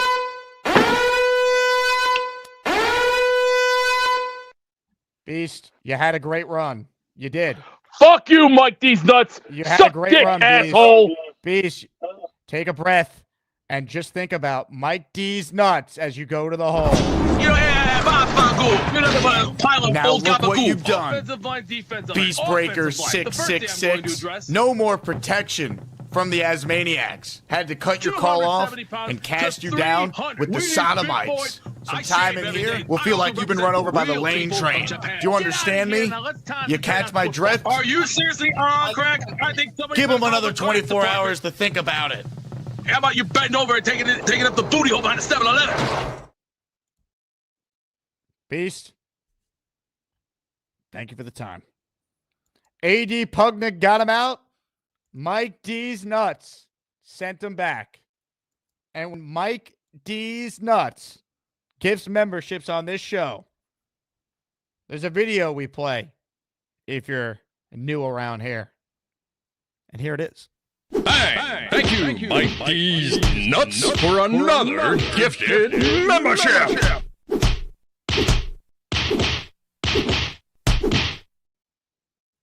What a turn of events, folks. Sneaky Bob, Jake, David D, Hader Ali, AJ, Jason Schmeider, Christopher Tressler, Bill Barry, the Jets killed Carl, Doug Johnson, all receiving channel memberships from Mike D's Nuts. Now, to get him out of the hole, the immortal A.D. Pugnan had to come through with a 10 spot of channel memberships for the people. Now, give me money. Or I shoot him. And I shoot all you motherfuckers. And then we take it. Your choice, bitches. Ladies and gentlemen, Camo Toe, Harris, JC, Radical Bongos, Todd Robertson, Jorge Ruiz, Cedarwood, Jose Vasquez, Chris, Justin Goldberg, Rob D, all receiving channel memberships. Those came from AD. That's 45 members added to our next raffle. The Garrett Wilson signed helmet is the prize, among other items. And honestly, the more memberships we get, the better the prizes I'll add for second and third place, because that means I have more funds to invest in cool prizes for you people. So thank you all for your support. You know, Beast did a pretty good job naming the Jet players. He got through it. You know, he started with Ken O'Brien, and then we got back on track with some current Jets. So that was good. That was good. Anyway, hit the like button if you're watching the show right now. There's only 332 likes, but 540 people in here. Unbelievable. More of your calls right now. Big Cho Jet is on the line. Hello, Big Cho. Jake, what's happening, my brother? What's up, Big Cho? How you doing? Your show's been crazy today. Yeah, I mean, just another day in the Jet universe. I feel you. Hey, I have a question. When you were talking about you like Flores better than Glenn, I want to disagree if you don't mind. Of course. And the reason I disagree is I believe in giving people a chance. And out of the 14 playoff head coaches this season, 9 of them were first-year head coaches. 9 out of 14. Mm-hmm. So I believe in giving somebody a chance. So I think Glenn will do a good job. And also, I think he's done a better job as a DC with the Lions than Flores is with the Vikings, due to the fact that he's done more with less because of all the injuries on Detroit's side. They had 1 million guys on IR. What do you think about that? Yeah, it's a completely fair take, Big Cho. I think, though, when you look at the Jets' history in particular, I just want someone that has done it before. I mean, it's just a preference thing. I think Aaron Glenn's a really good candidate. And if this was 2021, I'd be all in on Aaron Glenn. I liked the Robert Saleh hire when they did it at the time. I thought that was a good choice. I thought he was the top candidate that cycle, and they got him. So, I totally think what you're saying is fair. I just want someone that has been a head coach before. I think Brian Flores was a good coach in Miami. I think it kind of got out of whack due to some things that weren't all him. I think he deserves another chance. You believe in giving guys chances. I believe in second chances, and I believe you learn from your experiences in life. So I think that you look at a guy like Brian Flores, I think he learned a lot from that first go-around. He's been around Tomlin for a year, and now he's been around KOC for 2 years. If he brings McCown with him as his OC, that'd be my preference right now. I don't know what Aaron Glenn's staff would look like to this point, but I'm going to be open-minded because I think he's going to end up getting the job. Yeah, I'm going to be open-minded as well. You know, whoever gets the position, I'm going to be behind him 100%. What do you think about this brand new Christmas gift, the New York Jets sweatshirt I have on with the new beanie? Looks good, man. It looks like a homage sweatshirt, right? Yes. Yeah, you're right. Very good. They're a sponsor of mine, man. I could have hooked you up with a link. You should have told me. Oh, okay. Well, I'm a collector, so you need to do that for me. And I have one question since I'm kind of new. I'm new to calling you, but I used to be on a radio show back in Charlotte for 3 years back in the early 2000s. So I know I'm not even close to where you're at, but I know a little bit about being on the radio. But I had a question. What were you talking about, Big Show Jet making a run into March? What does that mean since I'm new? So in March, we're doing our first ever As Maniac Madness tournament. So obviously you're familiar with March Madness, the NCAA tournament. People fill out brackets. So what we're going to do is I have a committee assembled that is going to seed 68 As Maniacs in a tournament style bracket that the audience, you, everyone out there can fill out. Whoever has the most accurate bracket will win a prize from my merch store. And the way it's going to work is every day in March, I typically do 2 shows a day, Monday through Friday. Every day I do a show, there's going to be a poll running during the show. That's going to pit an Asmaniac in the tournament against one another, and the audience will vote who will advance to the next round all the way through our Final Four and then Asmaniac National Championship. So, for instance, when I say, Big Cho, if you call, you can make a run in March, it means you'll get whatever seed you are. Let's say you're a 10th seed, right? And if people vote for you, which I think they will because you're a likable guy, big Jet fan, passionate caller, you can make a run in March. Maybe you'll cut down the nets at the end of the year, at the end of the tournament. Now, what happens when you cut the nets down? You're going to win the first ever Best of the Best trophy named after Asmaniac Keith Best, who recently passed away due to cancer about a month ago. So we named the trophy after him. I'm going to send you a trophy with your name on it, and you're the Asmaniac champion for the month or for the year of 2025. I'm sorry to hear about your friend. I'm a cancer survivor as well. I'm sorry to hear about that. Yeah, absolutely. I appreciate it, Big Show. Keith was awesome, big part of our community. Obviously, you just started watching the show, so maybe Yes, you didn't sir. catch his calls. But it's basically going to be a way for everyone out there to be a part of this community and weigh in on who their favorite Asmaniacs are. Well, I'll tell you what, I'm glad I found this show because I love it. I watch you in the morning when I'm home and then, around 4:00. So I appreciate you letting me be part of the show. Well, Big Joe, keep calling, man. Appreciate you. And do me a favor. Message me your information. My email is in the description box. It's just my last name and my first name. It's asmanjake@gmail. All right. Send me your T-shirt size and an address, and I'm going to send you some Asmaniac merch to match the Jet gear you have, since now you're a big-time viewer of the show. All right. So send me your info, and I will take care of it for you, Big Joe. Appreciate your support. And I think the chat likes you, Big Joe, so who knows? Maybe you could do some damage in March. Dave Brigger writes in, what happened to Bobby? He seems to have become second fiddle here. Wow, Dave. Dave, how come you didn't call in when I wanted to hear from you in your beef with Gary? Bobby's doing his thing. He's, Bobby kind of branched out. He's a big star now. He has the Bobby Midnight program. He doesn't need to call every show. He's been under the weather. He finally took a shower the other day. Bobby's a star. We got to let Bobby be Bobby.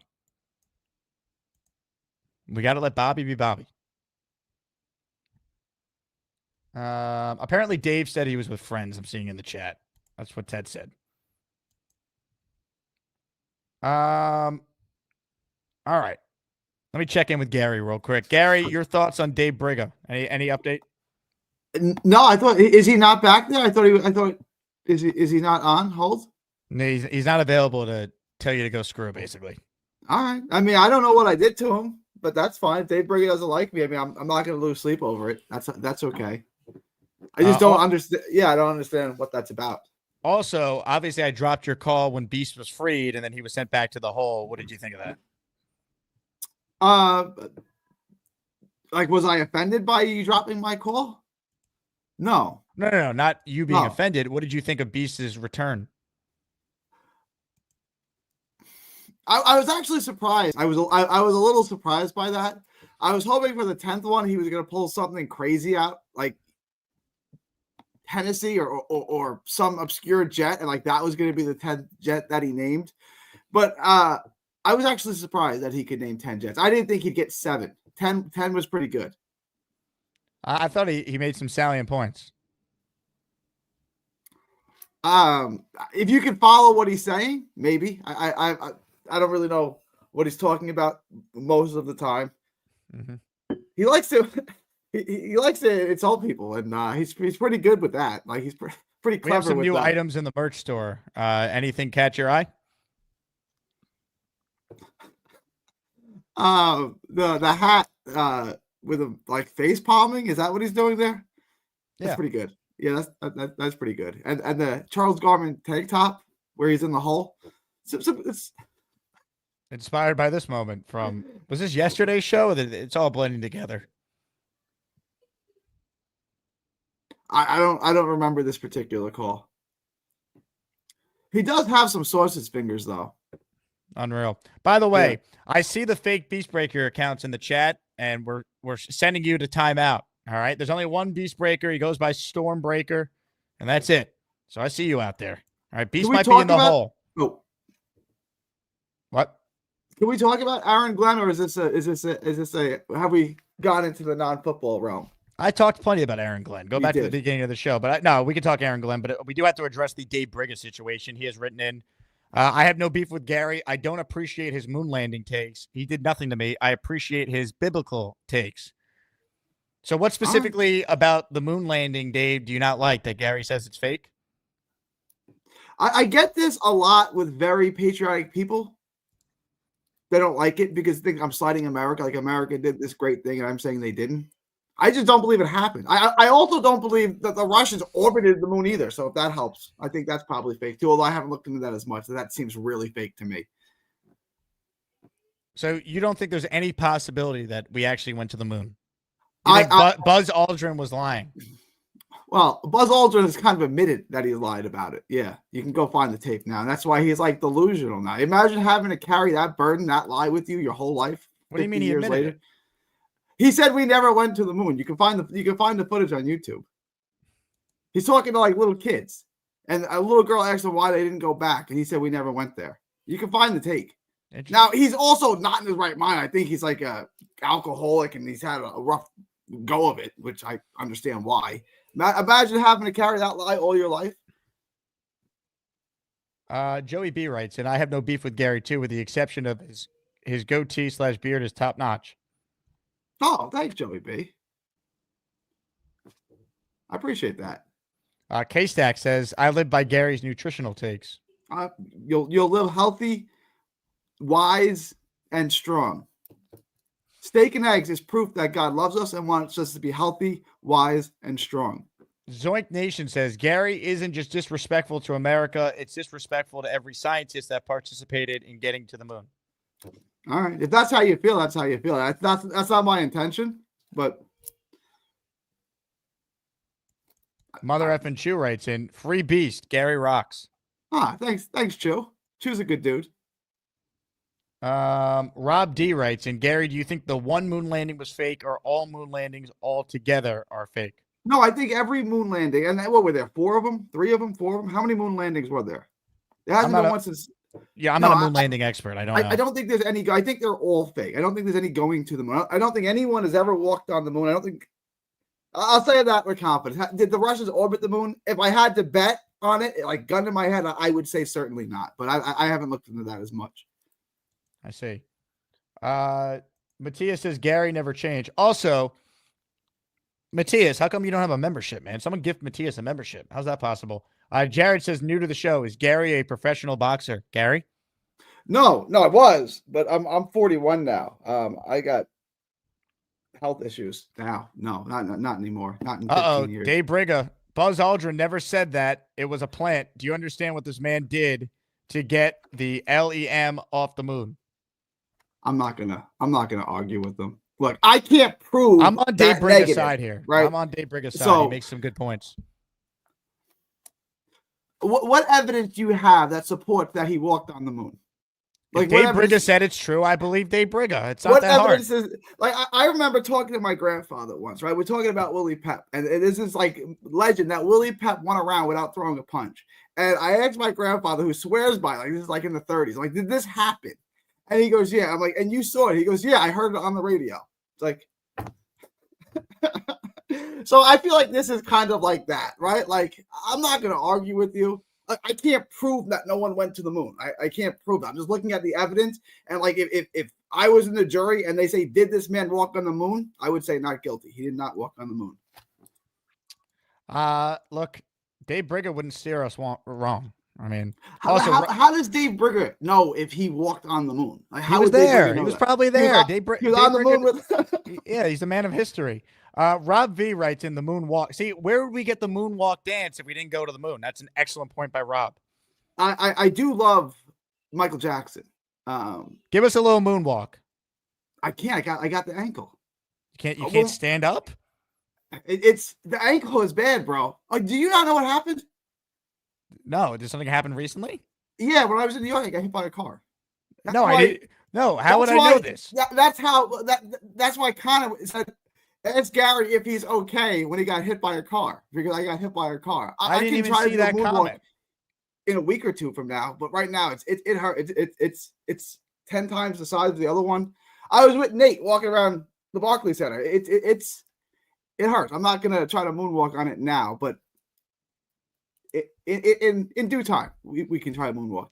Based on the chat reaction, no one knew that you got hit by a car. So what happened? Well, I'm fine, and it's more like I got clipped. So, well, you know Long Island. I was at my best friend's house who lives in Massapequa. There's a Merrick Road and Broadway. Okay, there's a 7-Eleven. Like he kind of lives like right off of that, and there's a 7-Eleven where I was gonna get a coffee. So I go in, I get the coffee, and I go to get my wallet out, and I realize like my cell phone's not there. Huh? I must have left my cell phone in his house. So I'm coming out of the 7-Eleven, and what do I see sitting in the middle of the street?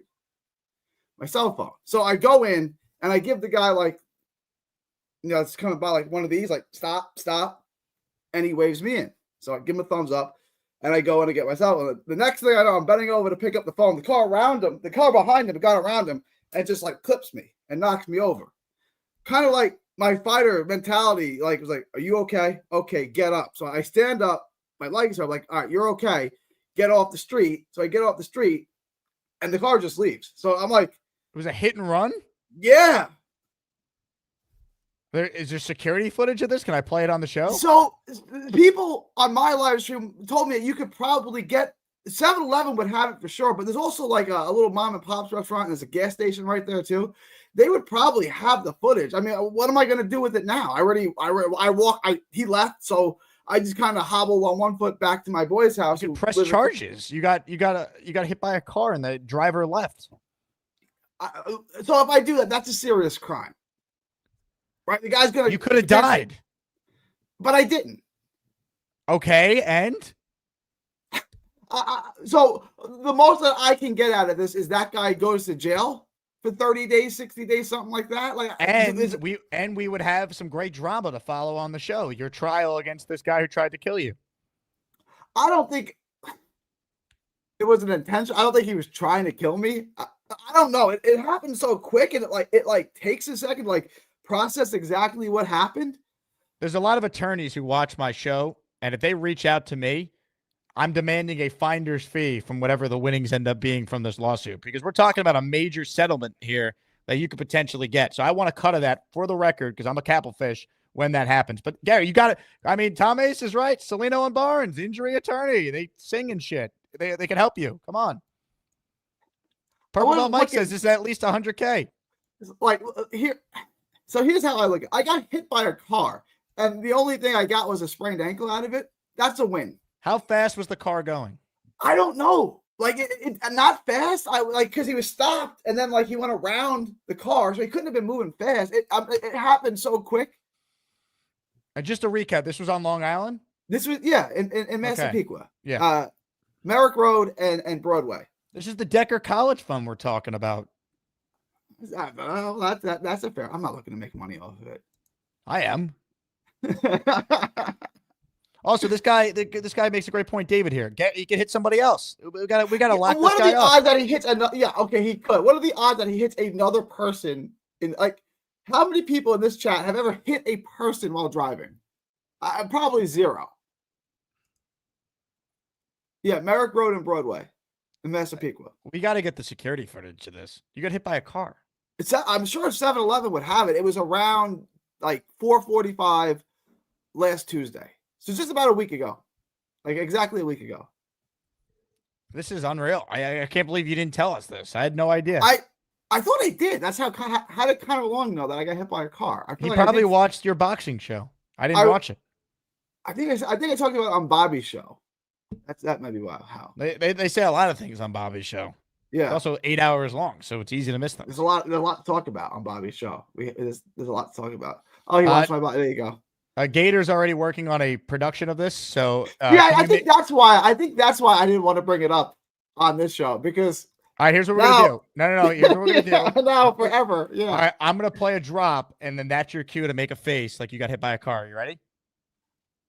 All right, I'll do it. Here we go. Ready? And all right, take one. One more. Here we go. 3, 2. And one more. Thank you. All right. Gator, you need anything else? I mean, if you're not going to get me the footage, we got to do it right that's why I didn't want to bring it up on your show. Now that I'm like, if I tell you I got hit by a car on this show, Gator's going to make a bit of it in 5 minutes, and then I'm going to have that forever. So honestly, Now forget the boxing career. Maybe you should go into Hollywood. Maybe you should be an actor. I feel like I could be an actor. Like if I would have dedicated my life to acting, I feel like I could do that. Gator writes in, can he throw the headset off and vomit? Gator, I can't vomit on demand. No, I'm not an anorexic chick, but okay, I can take the headset off. Take the headset off like and a head pretend, coach, like that? pretend like you're vomiting, all right? Take the headset off. All right, I'm going to give you instructions because you won't hear me without the headset. Take the headset off and pretend like you're vomiting. Do you want me to take the headset off and like I'm angry like a head coach after a bad call, or do you want me just to like take the headset off? No, I think he just wants a shot of your head cleanly without the headset. So pretend like you're vomiting without the headset on.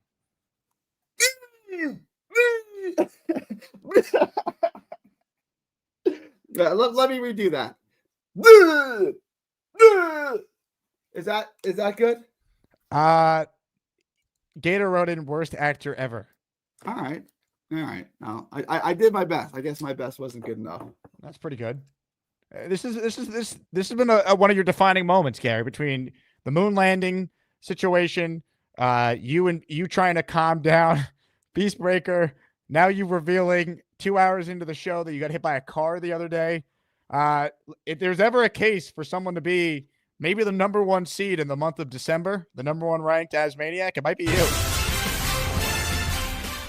What happens when V-Man goes on in his cooking special? Then there's no way I'm getting number one. Or what happens if Chiefs fan calls in? Now I'm 3, right? I think you could be Chiefs fan. This has been some performance. I just look at Chiefs fan like Terrence Crawford. Like, how are you going to beat him? How are you really going to beat him? Like, shout out to Ryad. Thanks for watching at work. I always laugh too when I think about people just watching this. Like we're in someone's ear right now. Someone's listening to the audio only version of this podcast. Shout out to everyone who's at this part right now in the show. And they're thinking, what the hell am I listening to with Gary? I got to get to YouTube and see what this looked like. So to those on audio, 2 hours, 11 minutes, and around 30 seconds, you'll be able to see Gary going all Hollywood on us. There's someone at work trying to be productive, but instead they're listening to this and trying to figure out what the hell's going on. Thank you, Gary Boomtown. peaking at the right time, says committee chair Boomtown. That's straight from the horse's mouth, too. That's the bigwig right there. Cactus Johnny says, I'm listening at the gym. Matt, you probably fell off the treadmill listening. It's been some show. Matt says, I watch at work in the morning and have to stifle my laughter. Love that. Appreciate everyone, man. The Jets might suck, but we got the best fans in all of sports. Jet fans are the best fans. Man. All right, Gary. Well, keep us updated on your ankle. And let me address that real quick. Jack, Crawford over Canelo. I mean, that's 20 pounds too big. I'll go with the guy naturally 20 pounds bigger. I'll go with the super middleweight over the welterweight. But at his size, Terrence Crawford is a near perfect fighter. There's no beating Terrence Crawford at his own size. His weight class is for a reason, though. Go ahead. You versus Beastbreaker. You versus Beastbreaker. Who wins? Come on. On the one ankle, I'd stop him inside 2 rounds. You think so? Oh, it's a serious question. All I have to do is move, and within 30 seconds, he's going to be completely out of breath, and you just tee off on him. What if he sits on you? How's he going to? He's on one ankle. He's not catching me. I promise you, I know how to use the. I was a backwood fighter. I know how to use the ring. He's not going to catch me. Like if I wanted, like when I was 26, if I wanted to survive against a world-class fighter, I could survive for 12 rounds. I could do that, right? Like I cannot get hit with Beastbreaker. I'm not trying to insult the guy, but it's like. Kind of sounds like you are. I'm not. I did this for. I dedicated years of my life to this. I mean, I'm not trying to insult Beastbreaker, but look at him. When your ankle's healthy, you'll give us a moonwalk, though. Yeah, I will. I'll try. I mean, so Michael Jackson was what I always listened to in the dressing room. So Bob Marley was what I listened to in Fight Week, but in the dressing room. In those moments before the fight, when you're getting taped up, Michael Jackson is what I always listen to. All right. Well, so, yeah. Thank you for the time, Gary. You All made right. a lot of good points. And I'll tell you what. We have a lot of questions now about this ankle and the accident that happened. Gary versus a car. call the 7-Eleven in Massapequa on Merrick Road and tell them you want to pull the footage from, what is that, January 7th, say from 4 to 5 p.m. To my Long Island Asmaniacs, you have one job. Get that footage from 7-Eleven. I kind of would like to see exactly what happened because it happened so quick. Like, I'm not even sure I know exactly what happened. Knockouts don't matter if you land enough jabs. Ladies and gentlemen, one of the great moments in Gary's Asmaniac history. This show. Save the date. You'll never forget it. Gia writes in, the show is so addicting, Bobby didn't shower for a week. True. All right, couple callers left. Then I got to go. I am going to the Garden again tonight to watch St. John's in Georgetown. I have never seen a St. John's game. So go Johnnies. I know what we need to do right now. We need to get a up-close and personal perspective on this show, the Jets, and who knows? I got my Iron UG. I hope you like my Jets take. You know they call me David T. It's not easy for me to see, but if you bring me full stream, you might like what I had to say. I'll need to get real damn close, cause my vision is dog shit. Hi, Jake. Hey, David, how are you? I'm doing just fine. I think Gary should pursue the lawsuit. He's a married man, and ultimately he could take care of little better care of his family, and it would be great content for your show. And the guy that was on previously, is it Big Cho something or other? Big Cho Jets, I think. Yeah, very likable guy. It seems like another potential star, and you're stacking them up, Jake. But what I really wanted to say is, and I've been on all the time, when Neil was on, and he asked for Beastbreaker to be on, and I didn't know what was going to go on with that call, but immediately I could see. You know me, I'm pretty good with my eye. I could see the respect that Beastbreaker had for Neil in his eyes. You know what I mean? I think he handled it. You could tell there was a lot of mutual respect for both parties involved there. Yes, sir. I think he handled himself very well. Yep. And I'm proud. I'm proud of him. Me too. I think Beast has a lot of potential. We just got to get calm his anger down. Yep, and everybody, you guys are all doing it, and you're the leader of the pack, Jake. I try to just lead by example, David. We, the community is what leads us. All right, I won't hold you up. Enjoy the game, David. All the love. I got my Iron UG. I hope you like my Jets take. You know they call me David T. It's not easy for me to see, but if you bring me full stream, you might like what I had to say. I'll need to get real damn close, cause my vision is dog shit. More of your calls right now. Purple Belt Mike is next. Hello, PBM. Yo, Gary, next time you're here in Long Island, let me know. We'll meet up. Can you go to that 7-Eleven? How far is that from you? You can't just get footage like that. Their preservation request needs to be set in. There has to be like a lawful order. You can't just go there as a civilian and say you want the footage. Well, people, Mike. You're very connected. Maybe you could figure that out. Figure out a way to get that footage for us. I'll leave it at that. I could, but not, because he has to set it in motion. There has to be a way to do that, and that's how you do it. Mm. So, and depending on their type of DVR, it's either 30 days or 60 days where it'll be there. So you're a week behind. It might overwrite itself. That's how they work. So he should get that order in as soon as possible if he really wants it. I agree. But he's looking at an easy minimum $100,000 if he doesn't even want to even do anything. An insurance company would see that and settle right away. 100%. That's Decker's college fund right there. He's passing on. Yeah, but you would need to find the guy, and the camera is only going to show the incident. It's not going to show the license plate. Yeah, but at the bare minimum, forget Gary. our entertainment value of having that would be a lot of fun. Yeah, that'd be pretty awesome. Imagine the That intro would be Gator's funny. going to have for Gary of him getting hit by a car. That's I how can't we feel believe- when we listen to his takes about the Jets or the moon landing. I can't believe he got salads, hit by a car. or He's eating lucky butter, he didn't get killed. or chicken and pasta, or the litany of topics Gary has opined on. Yeah. Oh, Oh God. man, so funny, dude. So funny.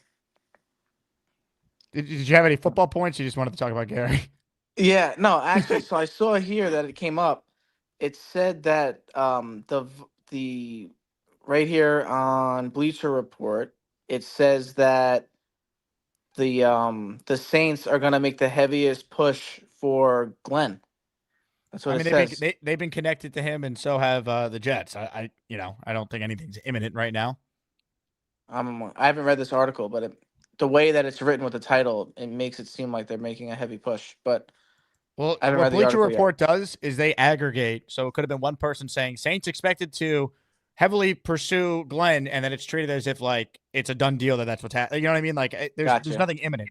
Aaron Glenn cannot even meet with teams in person until next Monday, 6 days from now. So nothing's happening until he at least meets in person with the Saints. He's definitely going to take a meeting in person with the Jets. That he said that's his dream job. So he's not going to not meet with them before he would maybe take the Saints job over the Jets, which I don't think he would. So we'll see. But we're not anywhere close to a coach being hired in the coming days. I wasn't sure if you covered this. Does Glenn have any relationship with McCown or no? Not that I know of. I think an interesting coordinator pick for Glenn would be Mark Brunell, former Jet. He's been the quarterback coach there for a couple of years. Maybe he's ready to be an OC. Yeah, that's actually that'd be out of the box thinking. But the more and more I think about it, I think Glenn is our guy. I just hope it turns out to be the right guy. But I think Glenn is going to be our guy. I hope so. I mean, he's not my first choice, but he's in my upper tier given the options right now. Yeah. All right, Jake, have fun, man. Mike, all the love. Appreciate you. Jojo says John Morton. Nania mentioned John Morton in the first hour of the show. I mean, they were together in New Orleans.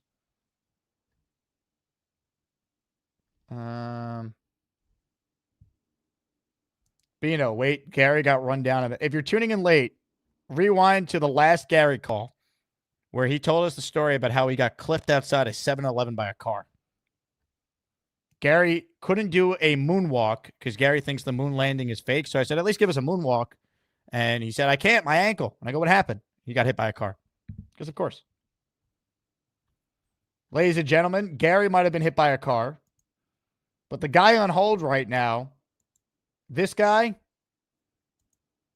he once walked in to his neighbor's house. And while he was at his neighbor's house, he noticed something. His neighbor was dead. It's Chiefs fan.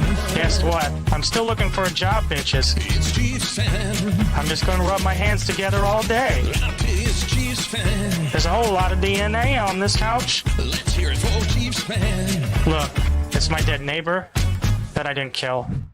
Killer.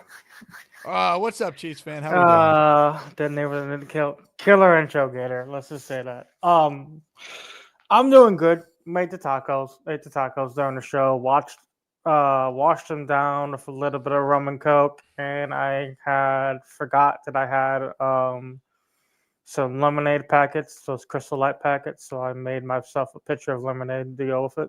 Those sugar-free ones, the ones for the pre-diabetics and diabetics. I love that for you. So the tacos were good though. Taco Tuesday lived up to the Yeah, hype? I cooked 2 pounds of ground beef. Got 1.4 pounds out of it rendered down. I use ranch taco seasoning since I'm addicted to the El Paso ranch taco seasoning. It's really see. good. It's very high on sodium, by the way. 2 packets is more than what you need. So what I do is I just add more water so it cooks down, so the sodium cooks out. I double down on the water, just like when I have soup. Even though it says don't add water, I add a can of water, so I'm reducing the sodium. Now, what But were your thoughts on Gary saying that he doesn't like soup? You must have hated that shit as a kid when he got sick. Yeah. That was your go-to, or when you come inside pelted by snow, bruised up with friends, throwing ice at each other, tomato and grilled cheese, or some shit like that. Who doesn't like soup? Soup's awesome. Soup and bread was one of the diets that I was on to lose 75 pounds when I was bigger. Soup and bread and salad, and a little bit of chicken on the side. I think Dave Brigga's calling you fat. He says Chiefs fan needs to be directed towards Gary's carnivore diet. Oh, no, it's fine. I did put on, like, honestly, I didn't put on that much during the winter. I only put on 3 pounds. Will writes in, suddenly I'm hungry for some Chinese food from the ghetto. Not from the ghetto, but nice area where I live at. But if you guys go to some place, there's a place I was looking that my friend sent me where he went, 77-year-old chef, famous black chef in Harlem, pan cooks chicken in one of those skillets. I forgot the name of it already, but I think you know what I'm talking about. Sounds delicious. It's real good. He's been cooking chicken since he was 7 years old. I want to go there if the old man's still cooking. The video's like 2 years old though. Let's see. Bino writes in, Cheats fan, always remember them streets won't love you back. That's true. They won't. That's another reason why I've been staying out of Chicago. I've been offered to visit LA recently if the Rams were to if the Rams were to host it. I'm like, no, I'm good. I'm trying to be burned to a steak. I basically told people I'd rather visit, New York or acid reflux.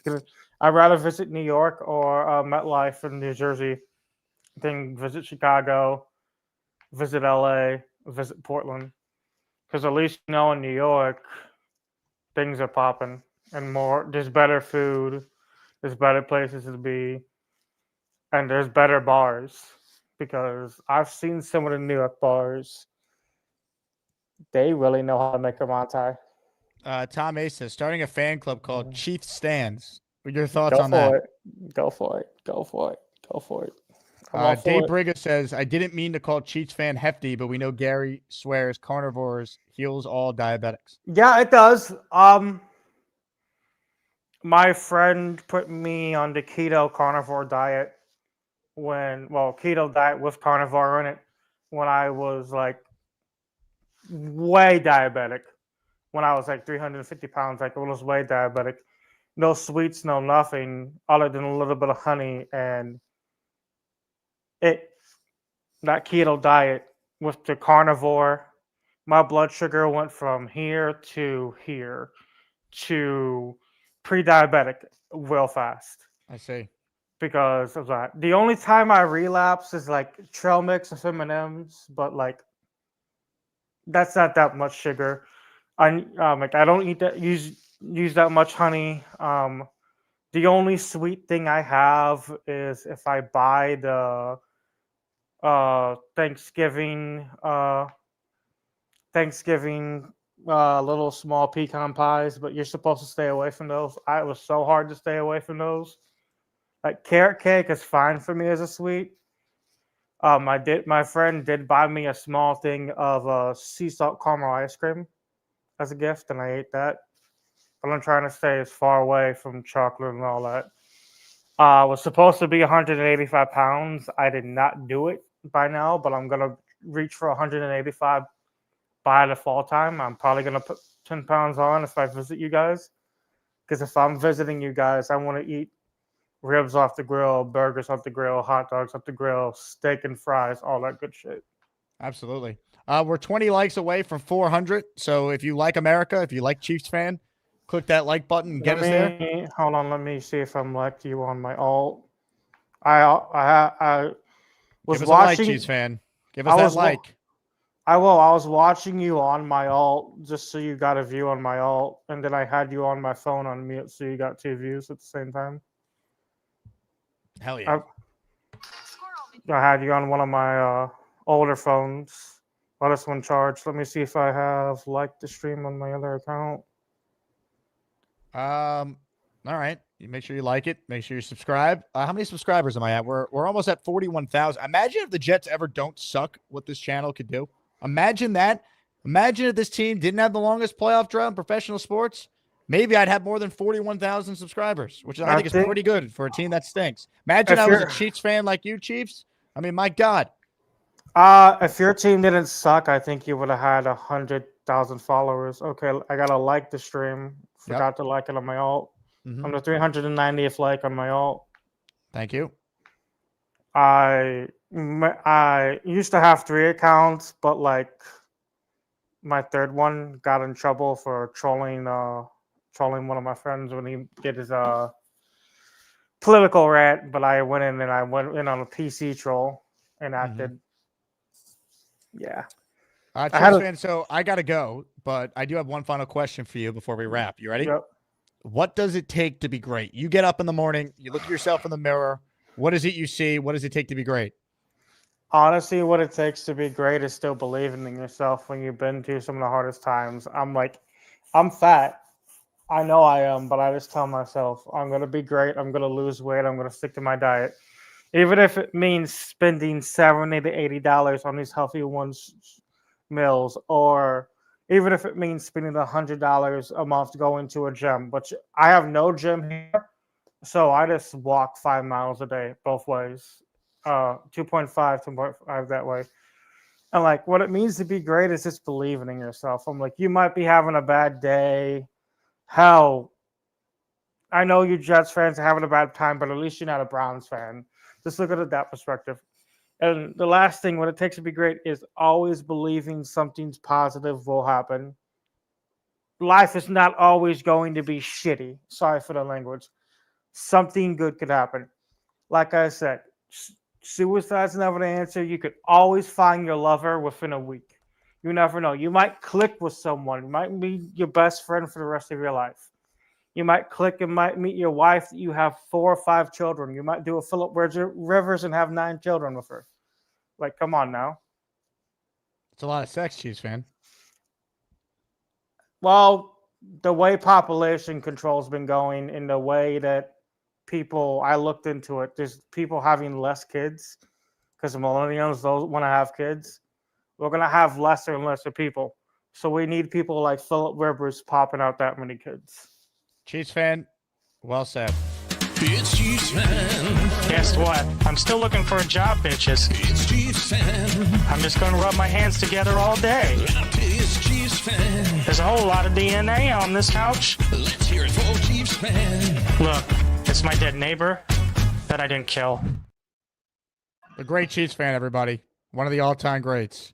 Comments, questions, super chats. Psych! We're done. 2 hours and 30 minutes into the show. I'll be at the Garden. So if you're going or you're there, come say hello. I ran into a couple listeners last night at the Knicks game. Go St. John's. I'm betting the Johnnies tonight. Appreciate everyone. We are back tomorrow. Jeff Parles will join us in the afternoon. Do I have a guest booked tomorrow morning? No, not yet. We're still working on some things. Matt O'Leary's joining me later this week. So off-season mode, baby. Coach search, GM search. It all continues. Thanks again to everyone who supports us. Make sure you subscribe to the channel, please. There's still 435 of you in here. If you're not subscribed yet, what are you waiting for, baby? What are you waiting for? Go Jets. Have a good one, everybody.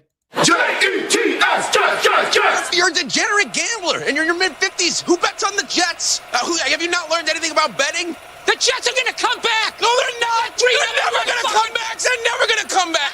Hey, Bills Mafia! You're in the wrong stadium, you friggin' a-hole! You guys football fans? I think the Pats could take the conference this year. I mean, the Dolphins are overrated and the Jets are choke artists. I wouldn't say that, Mr. Deeds. Why is that, though? You own the Jets, Deeds.